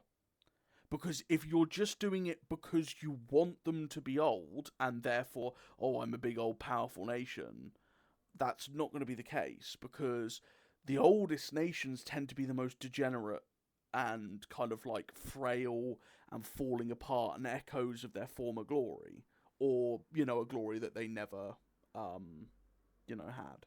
So it's one of those situations where I recommend focusing on the very early BME days, kind of very close to the arrival of the colonials in the Ancerious modern era, give or take a couple thousand years, if that. But for older, if you want to run older, make sure you're either tied to existing sort of older factions or precursors, or you're trying to tell a particular story or go from a particular angle. That's kind of my advice when going for the whole like BME thing. Indeed. That's perfect encapsulation of how to write BME. Really, when it comes to BME, like Marek, I suggest focusing on what's known as the contemporary period, which we'll discuss a little later. That kind of stretches around to 2,000 years ago. And it also sets up a lot of the reasons and a lot of the circumstances and conditions that create the sort of like environment that sort of explodes when colonials and coloronics enter the scene. We'll see that in a little bit, but early BME is a bit before that, and it's sort of like this era in which it's defined by this kind of idea of hope. This idea that almost kind of like certain sides of sci-fi, like Star Trek, this belief like for all mankind, this pursuit of like a galactic utopia, cooperation and peace for all, this sort of idea that there's some sort of grand idea that the universe can like lead to these great secrets being unveiled. It really emerges and starts with Hilaire, which is a native civilization that has been historically incredibly important, which was originally built around a set of wormhole gates. These wormhole gates begin to open for an unknown reason. And it basically means that for the first time since the Overmind period, sections of the galaxy that had been disconnected for thousands, tens of thousands of years, have now been connected with each other. And you find that with these gates, Hilaire and some other civilizations begin to be able to communicate and trade with each other in a way that had never been possible before. You start to see, because of this, real communication between larger civilizations begin to form, and you find that with this greater ability to communicate and interact, the concept of these regions begin to form. You find areas like the Eastern Ridge and the Killian Verge begin to emerge as not just like areas of like bound on a map like we see today, but instead these sort of like areas defined by boundaries of astrography, which act as barriers in which civilizations can now interact with each other. You start to find that nations begin to rise and fall at relatively rapid speeds. And you find it's an era of great change. You find about 8,000 years in which all sorts of stuff is going on. And you find it's like a period of great idealism and great expansion, just kind of like any other sort of space opera. You find that there's a lot of competition, but you also find that the nations that are emerging from this time period are very much changing. They're not staying the same. They will adapt and adopt to changes that come from this interconnectedness, from this churn, this rise and fall of political and like economic fortunes, all this stuff going on. You find that there is this really, really, really important event that sort of acts as this sort of like height, this climax of this attempt to create a larger regional galactic community with the creation of what's known as the Galactic Net, which in many ways is a sort of very, very crude predecessor to what is the AnkNet today. It's not like an internet. It's more akin to using hyperfuel and like a lot of relays to create a FTL telegraph network to transmit information along these relay lines between nations. So there's a lot less information that can be transcribed, nowhere near as much as you can get from the AnkNet, but it allowed for a type of communication that's really not been available across these larger regions. And what you find is, especially in the Galactic East, like with Killian Verge, you start to see that these civilizations begin to integrate themselves into these networks and rely on it more for trade and for communication and diplomacy. Eventually, at the height of this integration, you see someone, no one really knows, develop this compression algorithm known as Kraken. From Kraken, you see this attempt to basically make communications a lot more condensed, so more information can be used. However, Kraken in itself malfunctions horrifically and basically destroys the entire network. And it becomes so prolific that when you try to create a new network connected up to the old one, it jumps onto it and sends it haywire. And it basically sends this sort of area of the galaxy into a excessive period of chaos for probably a decade or two, as a lot of these nations that had been a part of it start to reel from so much of the things they had been built on sort of collapsing apart. You start to see then that these nations begin to grow distrusting of each other, some believing that this was an act of sabotage. This in many ways leads to sort of a moment of reflection. The end of this idealism that defined a large portion of this period, this belief that they could persevere and create a better galaxy. They've now hit a wall technologically, and there is this great traumatic event that happened that now made it seem like this idealism could not really happen. And you find that it starts to fall into this period known as the Contemporary Era, which is around 2000 BME to the Modern Era. This is an era defined by stagnancy, this idea that this barrier for a large portion of the galaxy has been struck. And you find that there is instead this sort of new status quo that begins to emerge. It's difficult to progress technologically beyond a certain point because there is not coloronics to break past that barrier. You find that this political dynamic that forms is between these large trade guilds and trade empires and these new emerging spacefaring civilizations, because of the fact that trade, especially when nations become larger, becomes more and more and more expensive. Empires in many ways, and nations in many ways, are preemptivized to decentralize. And they fall into these patterns of sort of oligarchical vassal states, and even feudalism. And you find that these sort of become the natural way in which empires begin to form. You find this sort of like idea that this creates a knife-edge balance, which creates further stagnation on all ends. You kind of find it's just basically this era in which all these sort of like things begin to sort of like settle. You find that limitations sort of create this era in which sort of like all these things stop. Not to the extent where nothing happens per se, it's just there's this galactic status quo that emerges where there seems to be a specific political, economic, and social sort of status quo that is created. There is this quote that I'm just going to throw in that G2 created in context that he's very happy with. So I'll put this in here for anyone that wants to read it. I'm not going to read it out. This is the era in which a lot of events that would be remembered today happened. You have the Crystalline Empire in the photo migrations. You have the creation of the OCCA. You have the various Coronan Wars against the states of the Killian Verge. You have the emergence of the Coloronic Sciences at the near end of this. You have the emergence of the Hawklands as a region during this time. You have a lot of what sort of defines native nations prior to Zero, and what sort of native nations that we can kind of see today begin to emerge and settle. And of course, this sort of dynamic is disrupted at Zero by two things. One, colonials arrive.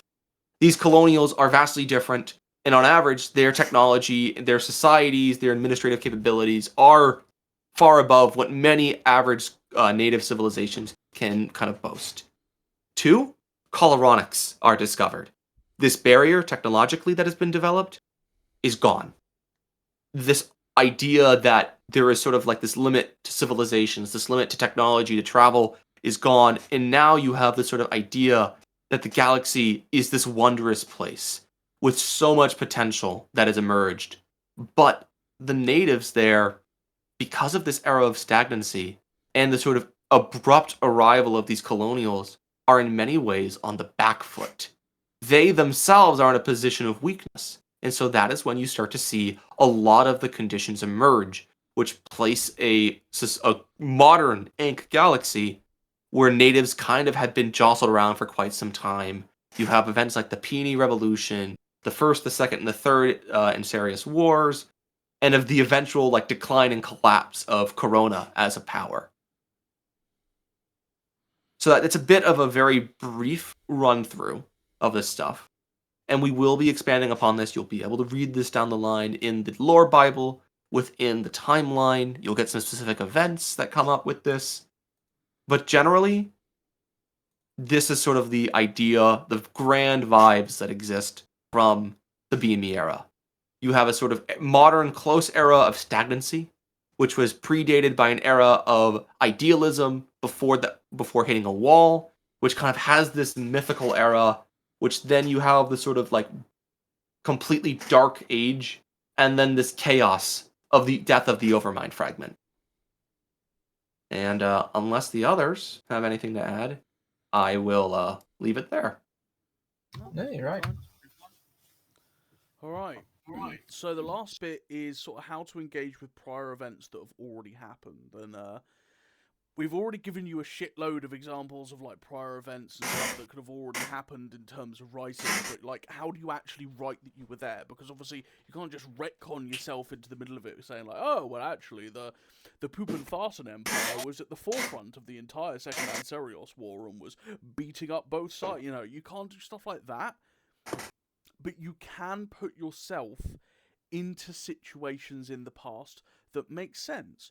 Sure, you won't be a major player in the Second Ancerious War, but you could have supported materially either one of the sides, or participated in small escalatory skirmishes on a particular front, or done any number of things that can mean that you were involved, but you weren't in the spotlight. You know, Ancerious is a big place, and a lot of the major kind of like key defining moments that have happened in the plot are big, and they encompass a massive sort of like area and, you know, massive sort of geopolitical spectrum. Therefore, you can always write yourself as involved, even if it's tangentially and from a small perspective. Now, if you do want to be more involved in terms of like, well, actually, I would like my nation to have been like a decently big player in the Second Ancerious War or something, you'll probably have to talk to the admins or whoever was involved in that particular event to try and write you in. Because, again, it can work in some instances. In others, obviously, it would be pretty like major retconny, which is something we don't like doing with the lore. So, you know, come up with ideas of how you can integrate into particular timeline events. Most of the time you can write yourself in without issue. You know, you were involved on the sidelines. It was like a big thing for your nation, but it might have been a very little thing in terms of like the overall thing. Like, you know, for example, Latin America countries getting involved in World War II. Like Brazil, for example. Like, for Brazil, it's like, oh, you know, we got involved in World War II, but, like, in actual World War II terms, it's like, okay, this is kind of a footnote. You know what I mean? So, even though it will be a big defining moment for your nation, being involved in these huge prior events that have already happened, in terms of sort of, like, disruption for already written lore, it's not really an issue, because, obviously, it's like a footnote thing. But yeah, always try to seek whoever kind of wrote it, or the staff in terms of like big group lore stuff, and we can generally like help you fit in and get involved. If you're ever not sure about how to engage with things, just ask. We're more than happy to help.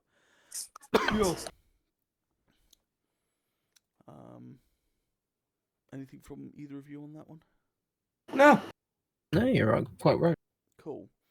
And then the last point is general historical tropes to avoid. Indeed. I have one I want to start out the bat with. There is this, it kind of goes off one of these things in which we kind of talked about earlier, which is this idea that writing history, you need to make sure you write it as a sort of like, as concise as you can, while also kind of talking about the big events that define your nation. One of the big tropes I often see is, like the ones that I despise the most, or I find sometimes the most comical when I see it, is when a nation or a faction goes huge amounts into detail about pre-space flight and like pre-evolutionary stuff when it doesn't actually have a main impact on their story. The example that always comes to my mind that I remember very vividly was I remember I was in a study hall reading through a submission, and I remember seeing that there was this guy who wrote more about the use of saltpeat as a fuel than he wrote about his government structure. And that was something that I was on a voice call and I was kind of losing my shit at that. When writing a faction, try your best to think about the idea of like what events are important to kind of like create the general history of what you need. You don't need to go back to like the dawn of time. Like when you're writing your Spaceman civilization, I don't really need to know, or I guess we all don't really need to know, like when they emerge from the primordial goop and when they invent the wheel. That sort of stuff is not going to be as important unless there is a vastly different developmental path for your species. If there is a vastly developmental path for your species, that might be applicable.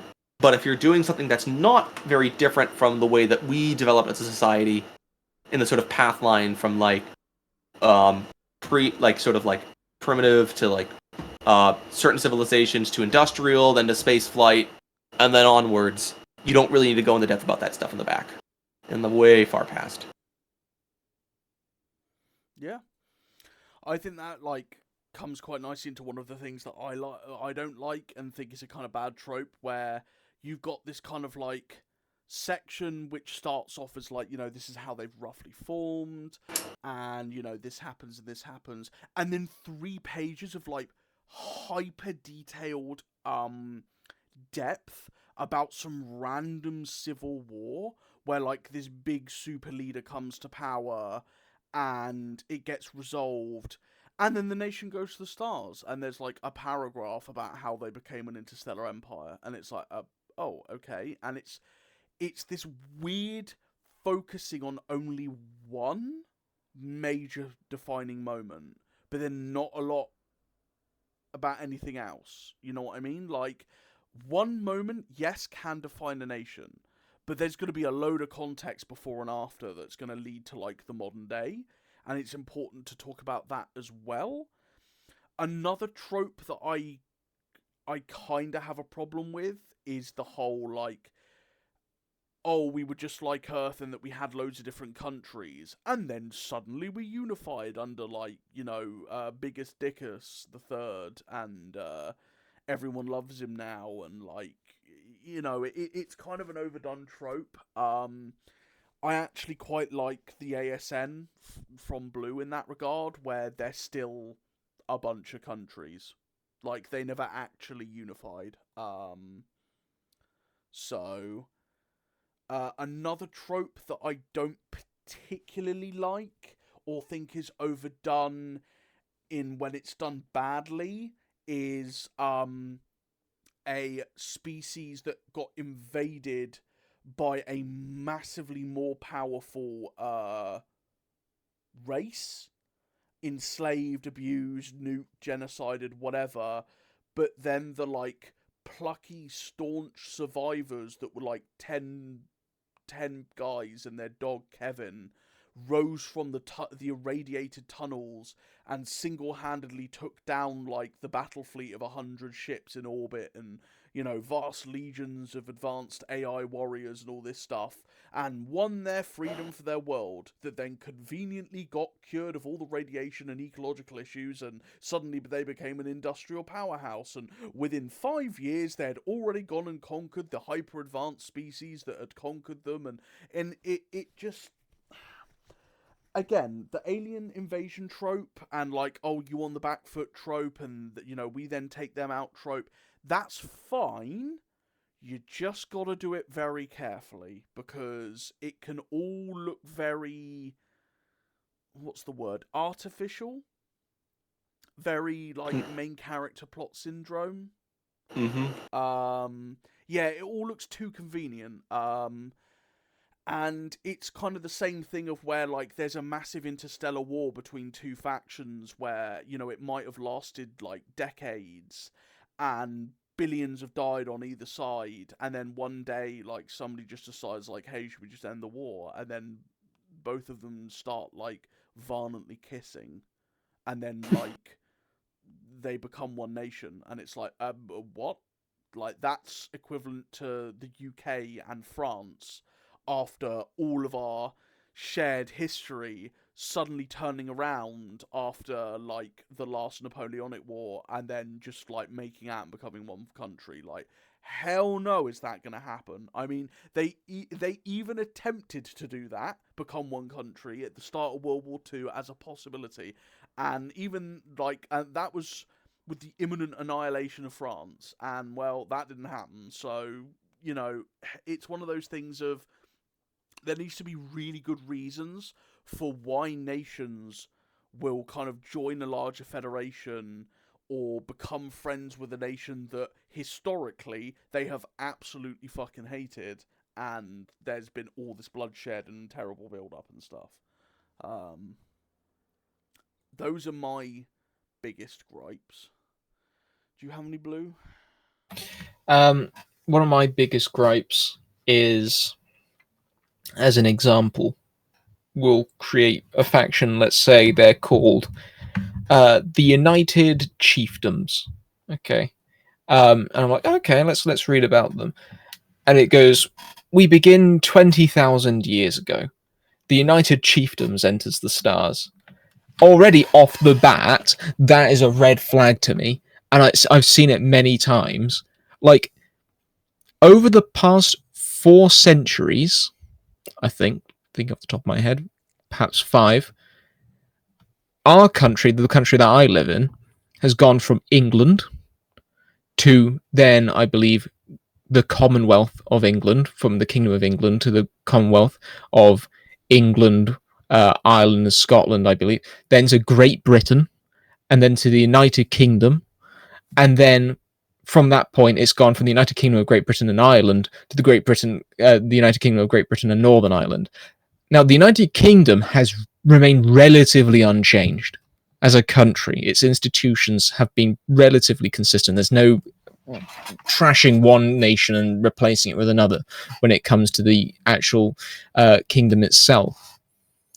Yet it's changed over just 4 centuries pretty radically in terms of that kind of thing. It's waxed and waned, and we've already sort of touched upon that time frame. Don't throw yourself thousands of years back in history when you don't need to, but I do see it regularly happen.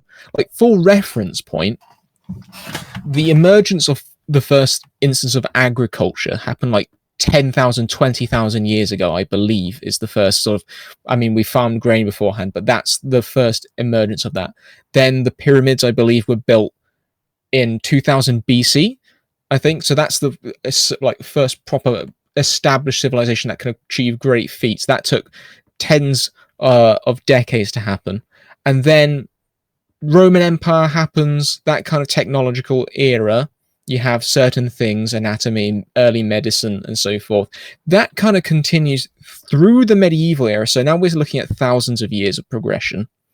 Then at some point in the 1600s, around that period of time, we see the creation of the printing press. We see globalized trade as sailboats begin to allow us to move from one part of the earth to the other. We're importing large amounts of crops that can be weathered in various different conditions compared to history. We have the advent of the 4-tier crop rotation that allows crops to be regularly grown consistently on fields over the whole year. This growth of agriculture leads to the explosion of urbanized living in cities and refinery. The advent of the musket also happens in the process of that 4 centuries. That leads to the complete revolutionization of how warfare is thought. The previous Cold War between armor and and weapons is completely shot down, literally, as armor now becomes redundant until centuries later, when it starts to pick back up, because muskets completely negates that. All that happens over the process of about 4 centuries. And then in the past 100 years, we've been able to fly in machines. We can drive around in cars.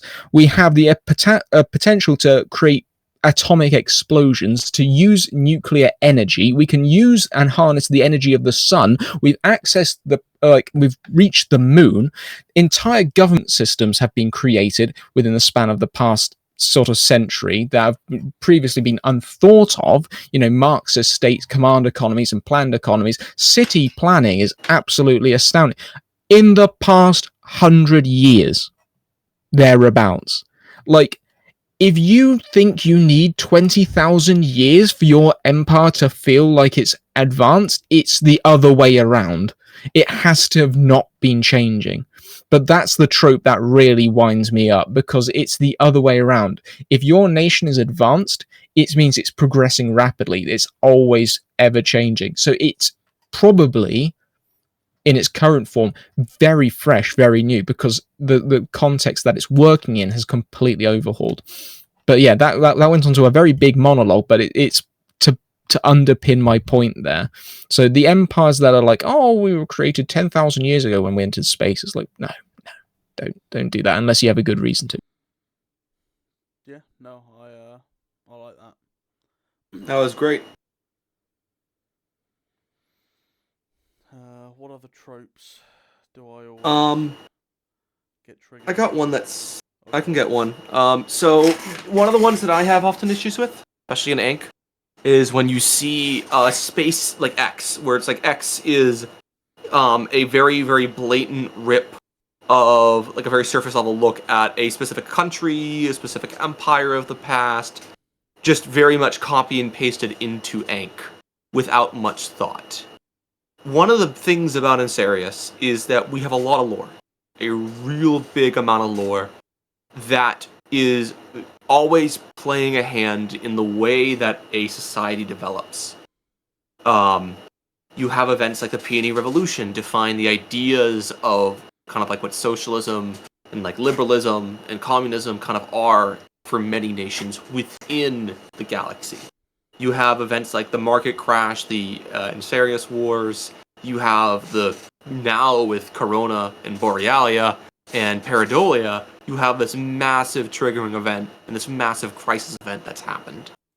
And what ends up happening with these nations, let's say you have like Space America, for example, a nation that very much follows along this idea of wanting to have a nation which culturally, politically, economically, geopolitically, and historically falls into the tropes of just being a copy-paste of America in space. And what this can often emerge from, in like the best case scenarios, and often the most charitable one, is this idea that a person wants to write what they know. They may know a specific country, they may know a specific place, and they want to bring it into Ankh. The most uncharitable thing I can give of is they take a large and powerful civilization, and they want to write it into Ankh to copy and paste their geopolitical status into the setting, where they want to be a big and powerful nation without having to go through the work of RPing and having to be within it. They want to be a big boy to push people around. So they may take a nation like Rome, or a nation like America, or a nation like Russia, and they put it into there simply to do a sort of like, boom, I'm now a big geopolitical big boy. You should listen to me, you should tremble, that kind of stuff. That's not saying that you can't take the idea of inspiration from a lot of these things. My nation, Cerulia, takes a huge amount of inspiration from the United States at the turn of the century. It's just one of these things where you have to take a lot of the ideas being presented, and you have to ask yourself, how can I change this to sort of fit the setting of Ankh, and how can I fit this to fit the themes that this setting and the history kind of create? And through that adaptation, you may find that you may start with a palette of a specific sort of historical niche or a historical nation, and then you may find it develop and emerge as something vastly different, with a bit of flavor and flair that comes from this inspiration. And those can often lead into some really, really cool nations and some really cool ideas. I think both Blue and I have taken inspiration from historical things that we know from our studies, and we're able to turn it into something really unique by kind of asking, how can I take this and put this into Ankh? And sort of bending it and sort of like crafting it into something that makes sense to have emerged from the environment of being a native in Ancerious. I want to add another one. It's a very broad trope, and it's something that happens a lot, but I think people assume that it's necessary and stuff, but one of the first things you learn when you start studying history, at least that I had, was I was taught essentially to break the notion of teleology, societal teleology. That is to say that the history of society and the way that a society grows and the way civilization advances can almost be predicted on a thread, like it would happen, like the way that humanity developed and the way that civilization moved on is the natural course of things, rather than a series of events that reacted to one another and were the responses of individuals and how they created an impact and so forth. Rather, it's almost like a predictable series of things that were sure to happen because it's the natural course of civilization and so forth. It's a notion that was sort of, it's embedded in most people. It's embedded in Marxist theory on the idea of the march of history. It's embedded in colonialist theory that civilization was the natural course of things and the natural way forward. And it's something that can very much sort of build up our notion of how things will go, but it doesn't necessarily have to be that way. And if you follow along with this kind of idea, it's very easy to get trapped in simply recreating what human civilization has done and its history and just adding a different face to it. It's as simple as that, basically. So don't get trapped in that. Don't fall into the same trope of just humanity's history and how it's technologically developed and just slapping a different label on it. Think about, so you absolutely look at certain human events and how their technology advanced, but also think about your personal faction, and maybe it's planet and stuff, or maybe how it's like species biology works, or how magic that it uses would reflect on that, and think how it would divert that course and start building on top of each of those results in their own independent way. And you will find yourself coming out with something that's not absolutely alien, but something a lot more unique. So that's why I want to say on that. Yeah, I like it. Okay, so with that, we get to questions. Does anyone have any questions to ask at all? Or was that suitably comprehensive enough, / did it melt everyone's brains enough? We can melt more if we need to. Yeah. I can always kick in the afterburner and tell Boomy to talk about the Ridge for 2 hours. Oh, yes! Ridge, Ridge, Ridge! Oh, we got Dean saying something. Uh-huh. We got a bite.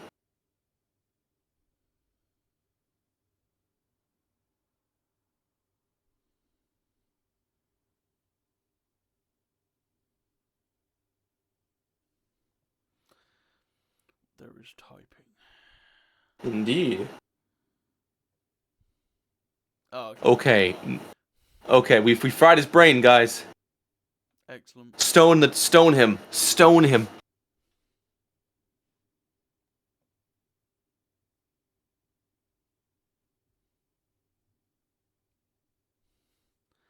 Other people are still talking, so we'll... Indeed, we'll probably have some more Several questions down the people line. are. Yep. Yeah. Oh, I think they're all just stoning Dean. Oh, okay, never mind. Alright. Let's see, Scouting might have a question.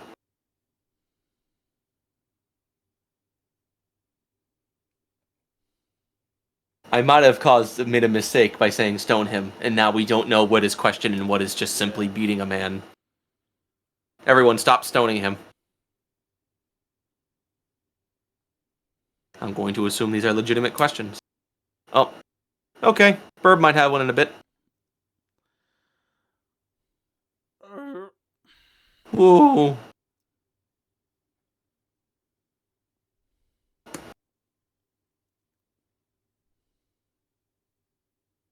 What's your favourite historical trope, Vic? What's the one that you hate the most?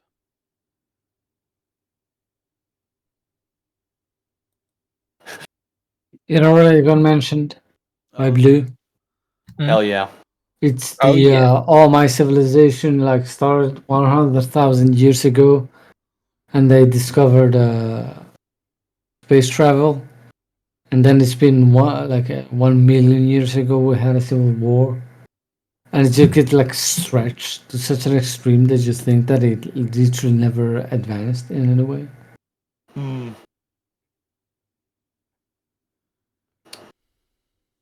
Indeed.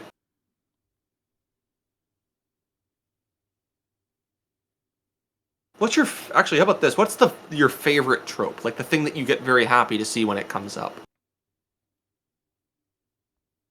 I'm never happy. You're never For happy. me, Oh, we'll just say any of the admins. And after that, we can answer Scouting's question.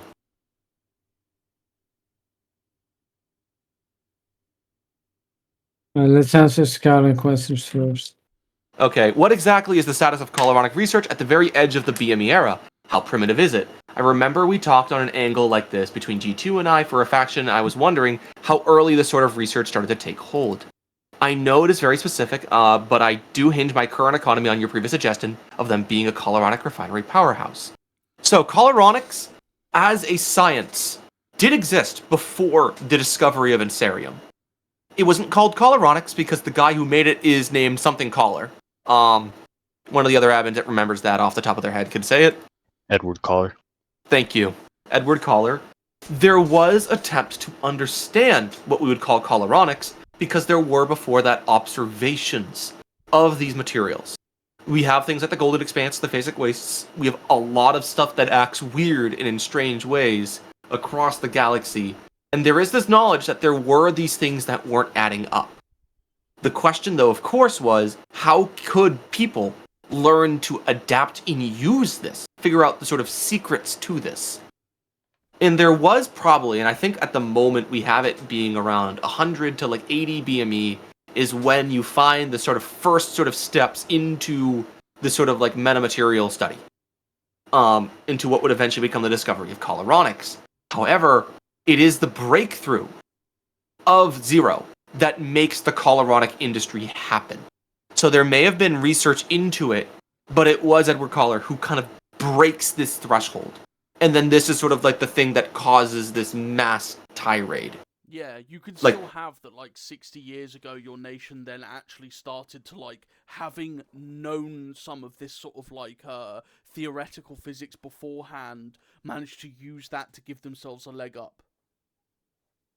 But at the same time, Yeah. indeed, but what you can't do, on the other hand, is say that, like, oh, we developed coloronic refining and we discovered Ancerium in 30 or, like, 40 BME.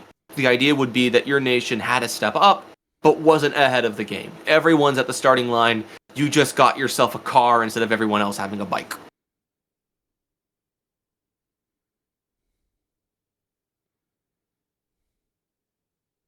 Yep, There you go. Perfect. perfect.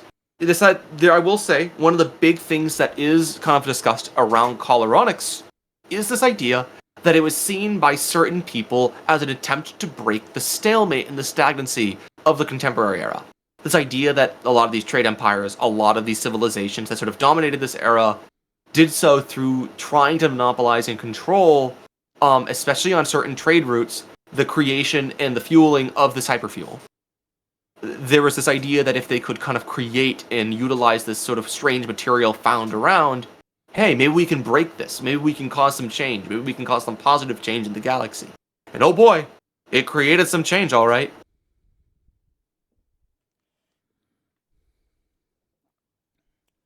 Cool. Very good. Yeah, not really a trope, but whenever the alien invasion trope is logically fended off, bonus points if everything is natively developed, and they don't push some miracle tech out of their ass from salvaging. So I'm assuming, is that your favorite trope? So, my question goes back to something Marek touched on with the colonies and how they might integrate into the setting, or colonials, I guess. How would they handle the history they would spend in their universe to explain how that might act in Ancerios without being overly detailed or excessive? So, obviously, you would have, like, your history. You would have all of your history in your home universe that would obviously be self-contained. then you would have the cross into Ancerios, then you would have the sort of like segment that would be like you interacting with Ancerios, so to say. Now, just because your nation is from your home universe and that has its own self-contained plot lines doesn't mean that those plot lines don't have any bearing on Ancerios. Again, if your nation has experienced things in its homeverse and is witnessing them in Ancerios, it might have a reaction to that, or there might be internal ideologies, or there might be ways for your faction to sort of hit the ground running to interact with other nations nearby because of certain ideologies or beliefs or methods of doing things, for example. So, yeah, like, you don't have to be overly excessive with homeverse stuff. It's up to you. But in the end, it all contributes to your nation's history. It just won't be as, like, linked and intermeshed with the Ancerios stuff. It's for an example that I've seen, I was working with someone a couple of months ago on them writing a colonial faction, and the idea was that they came from a universe where biotechnology and sort of like bioengineering everything, including ships, including computers, was the norm. And this idea that this sort of like accumulation of biomass was a part of economics, to a point where flesh was sort of the main currency of capitalism in their universe. This idea was then extrapolated to this idea of, like, if they were to enter into Ankh, how would they interact with the systems at play that were vastly different from their own? Colonials give you this opportunity to really have this idea of being a fish out of water. The idea of being the alien in the galaxy with a vastly different system. Yeah.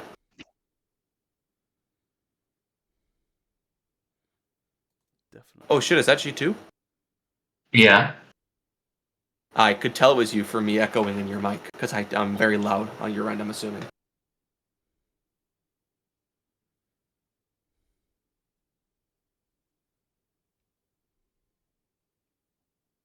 Also, Dean, very good trope.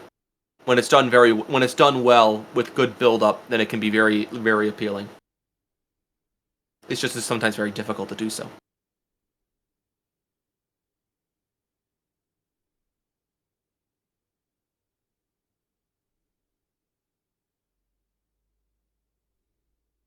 Ooh, several people are typing. Lots of questions, I hope.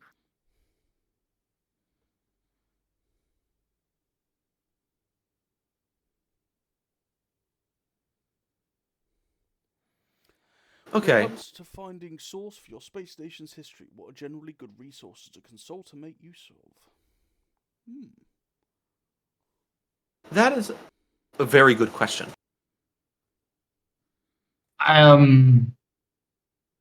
This is a cope answer, but start with Wikipedia, unironically. I say this not because Wikipedia is like an amazing source, but it's very easy to then look at peripheral stuff. Like, if you're interested in a particular topic and you want to draw inspiration from it, it's easy to click around the blue links and then see what's like around it. Because it's often like all the context that makes that original thing a lot more richer and give it a lot more intrigue. So Wikipedia is a great jumping board. If you want to look more in depth into something, Encyclopedia Britannica is also another decent source. And if you really want to go into depth, I think Boomy is better actually suited to answer this, but I like searching things on Google Scholar and seeing what Indeed. papers pop up. Yeah, I was going to say, like, if you really want to go to depth into something, the best thing you can do is with Google, not Google, but like Wikipedia, one of the things that you can start to look into as well is the citations on your Wikipedia page. Often for certain things, you'll find at the bottom, you'll find references and citations.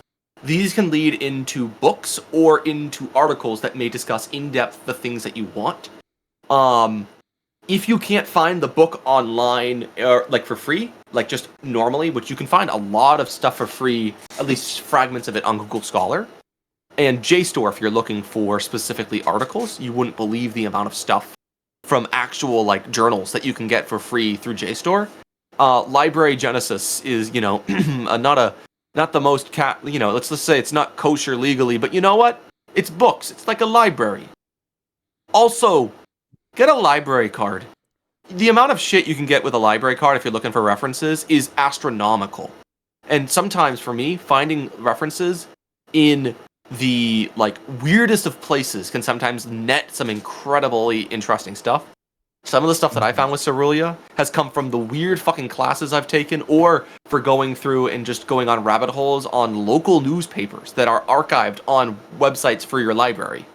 Because if you're an American, there's a decent chance that your town at some point had a printing press in a local newspaper, and there's also a decent chance that your local historical society has archived those newspapers. So at the bare minimum, if you're in school, by the way, check if your school has like a subscription to JSTOR. Use your library. Exactly. Use your library. And also here's a tip: if you want to get access to anything, like without having to pay money, see if your community college allows you to sign up as a student without actually buying a course. They will give you a student ID information, and they'll give you a student ID stuff. You can use their library. You can use all this stuff, and you don't have to take any fucking classes with them. And you can use it to get student discounts. Community college is your best friend to just farm shit from that. If you have multiple inspirations for your state history that may or may not go well together, how do you select and condense what's better fit for the nation? Go with what you're intending to have as an outcome, and take the pieces of those nations that will nicely fit together. Indeed. Yeah. Sometimes what you need to do is think about the final aesthetic that you want to end at, because the aesthetic is the primary way in which a reader will initially get into your work. And then work backwards from the aesthetic. Like if you want some like chaotic parliamentary republic that is electing nobles, then you might want to look at the HRE, for example. Or you may want to prioritize HRE. Or Lithuania. It's very case dependent, but as Marek said, outcome and then work backwards. Yeah. Generally, what it's a good thing to do as well is this idea of you can differentiate sort of like underlying themes of a nation built off of like historical tropes and historical narratives around the thing that you're getting information and inspiration from. But you can also kind of disconnect that from the aesthetic. So you can have vastly different sort of like things where you can take like themes from one nation and the aesthetics of another and mash them together in a way. And so you can have something that feels different and feels unique in a certain way by kind of like almost like slot piecing in. Of course, take those things and integrate them in a bit differently. Don't just like piecemeal take like, I want to make Mesoamerican Netherlands or something like that. Also, I don't know if this is exactly an existing trope, but basically myth to history to myth again. Well, this can probably... Oh, this is for the favorite trope thing. That is... I do want to give an answer before we move on. Okay. To Bogdan. Regarding both sides. First of all, Bogdan, my personal answer, and this is more oriented if you don't have the time to study history, as you say, especially for those who don't really study history. If that's not your forte, if that's not something that interests you, or you don't have the time, I would recommend, there's plenty of things online that are very digestible. There are plenty of YouTube historians, like historical enthusiasts from battle reenactors and so forth from various different periods of time, fact channels that give very digestible pieces. Obviously, they're not going to be the most concise. They're not going to give you every bit of detail, but they're very good in terms of things that you can turn to get a general idea of sort of basic history. And it can get you interested and get you acquainted with various different things. So don't be afraid to go to those sorts of things. Obviously, if they start with "Did you know?" or something like that, then you're probably you're in the wrong place, because it's gonna give you an AI generated voice, something like that. But if it's some guy with wild, unkept hair, or someone with a big bushy beard, or someone sat in some reenactor's encampment, you're probably on the right lines. Mm-hmm. As for the second part, if you have multitudes of inspiration for your state's history that may not go well together, how do you condense or make them fit better? I'd say you don't have to chuck one out. Think about how you can mix them together. For instance, I'm very lucky with the ASN with Natar because of the fact that you've got a whole planet, at least in the case of Natar. We've got a whole planet, and we don't have one single, it's not all just French culture and French ideas. You can go to multiple places. There's nothing wrong with having multiple aesthetics within your nation. A lot of the time when you get certain ideas for certain source or something that you want to ride with, it might not be that long lasting.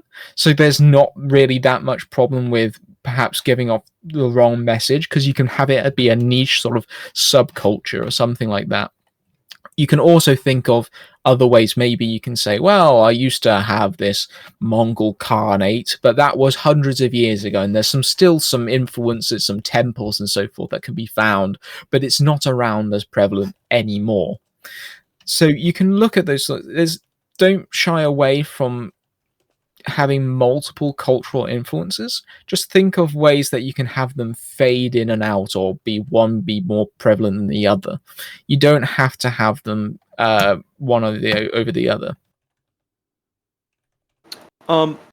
Dean has another question, which is, what is a good place to start for the history of a basic sheet? I was advised to start on First Contact, but I've seen people start at FTL or even early stages of space travel. I'm unsure. It's different from faction to faction, and I would say that it very much is defined by what kind of story you want to tell.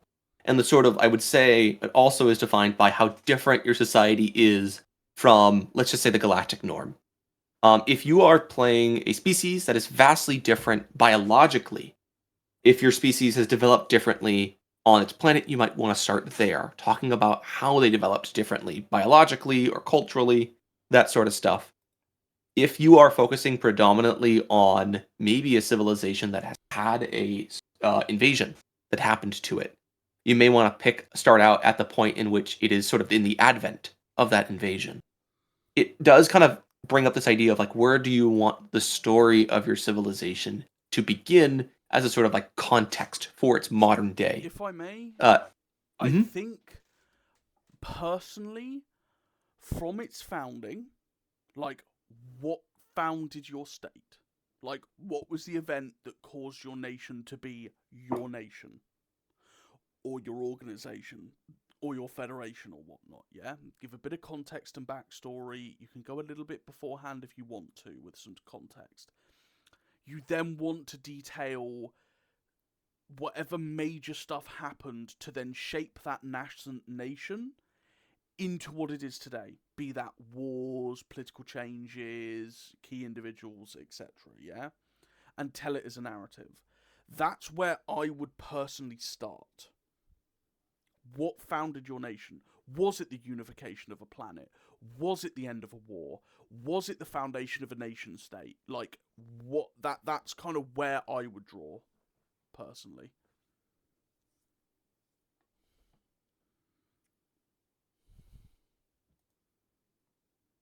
Sorry, Boomy, I just No, that's a good point. I will also say that sometimes, although that's a good point to start out with, you may require additional context. If you feel that, like, there is a sort of abruptness to, like, the way that your nation forms, in the sense that, like, oh, it feels like there's some additional, like, necessary context, that is always good to add in as well. Yeah. Definitely. If I may answer Scout's question, I'm curious now about BME ship designs that weren't tachyonic sails. If hyperfuel existed and was inefficient, ships must look like what we would see as fuel carriers, but just for like normal vessels. Yeah. BME vessels across the board simply had to be larger. They were carrying more fuel, the drives themselves were huge and inefficient. And I'm guessing that includes heat as well as so you need bigger tanks for coolant. So you need, just imagine an AME ship but it had to run with way worse efficiencies and had to be larger. That's just a general visual guide. And in terms of, it wasn't always tachyonic sails. There were some examples of Alcubierre. I do not know if there was meridian travel, but if there was, it would be super shallow. There was definitely no liminant travel. There probably Um, would have been some meridian travel, but it would have been pretty sparse, and it would have been very, very shallow. it would, yeah, it would be used for like super limited engagements. Scientific stuff. Wormhole travel probably didn't exist back then. I do not Except believe, for Hilaire. except for Helle.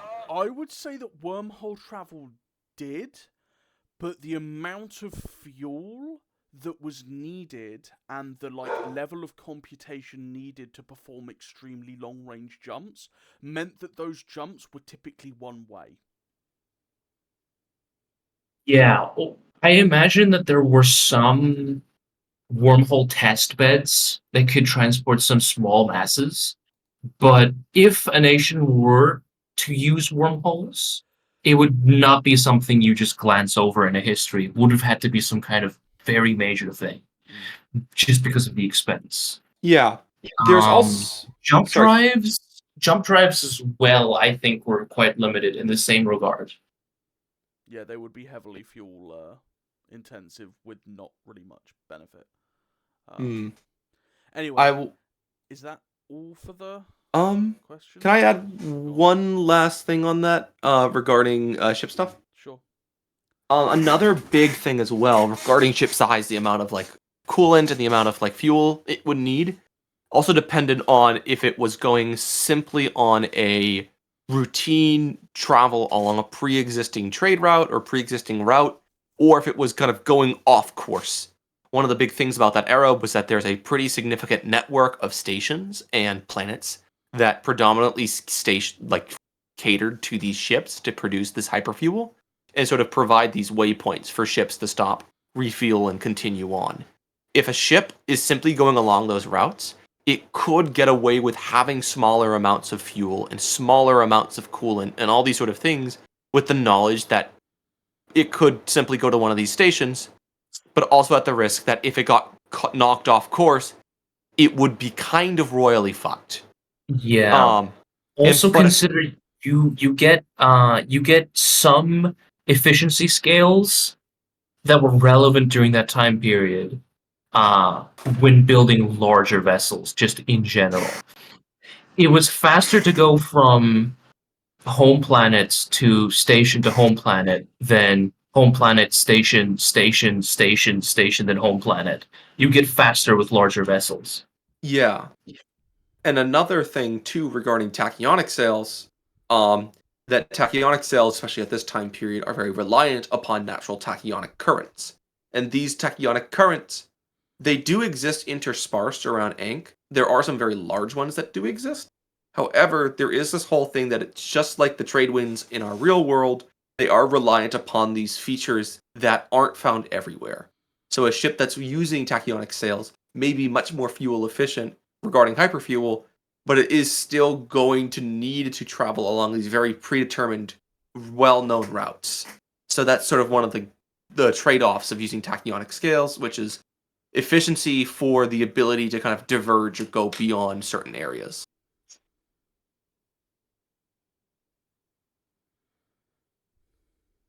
Next question. I don't know if there is any more. I think that's it. All right. Does anyone have any last minute questions?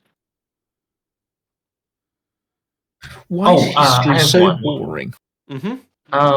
In my history documents, I have retroactively edited that my nation owns half the galaxy.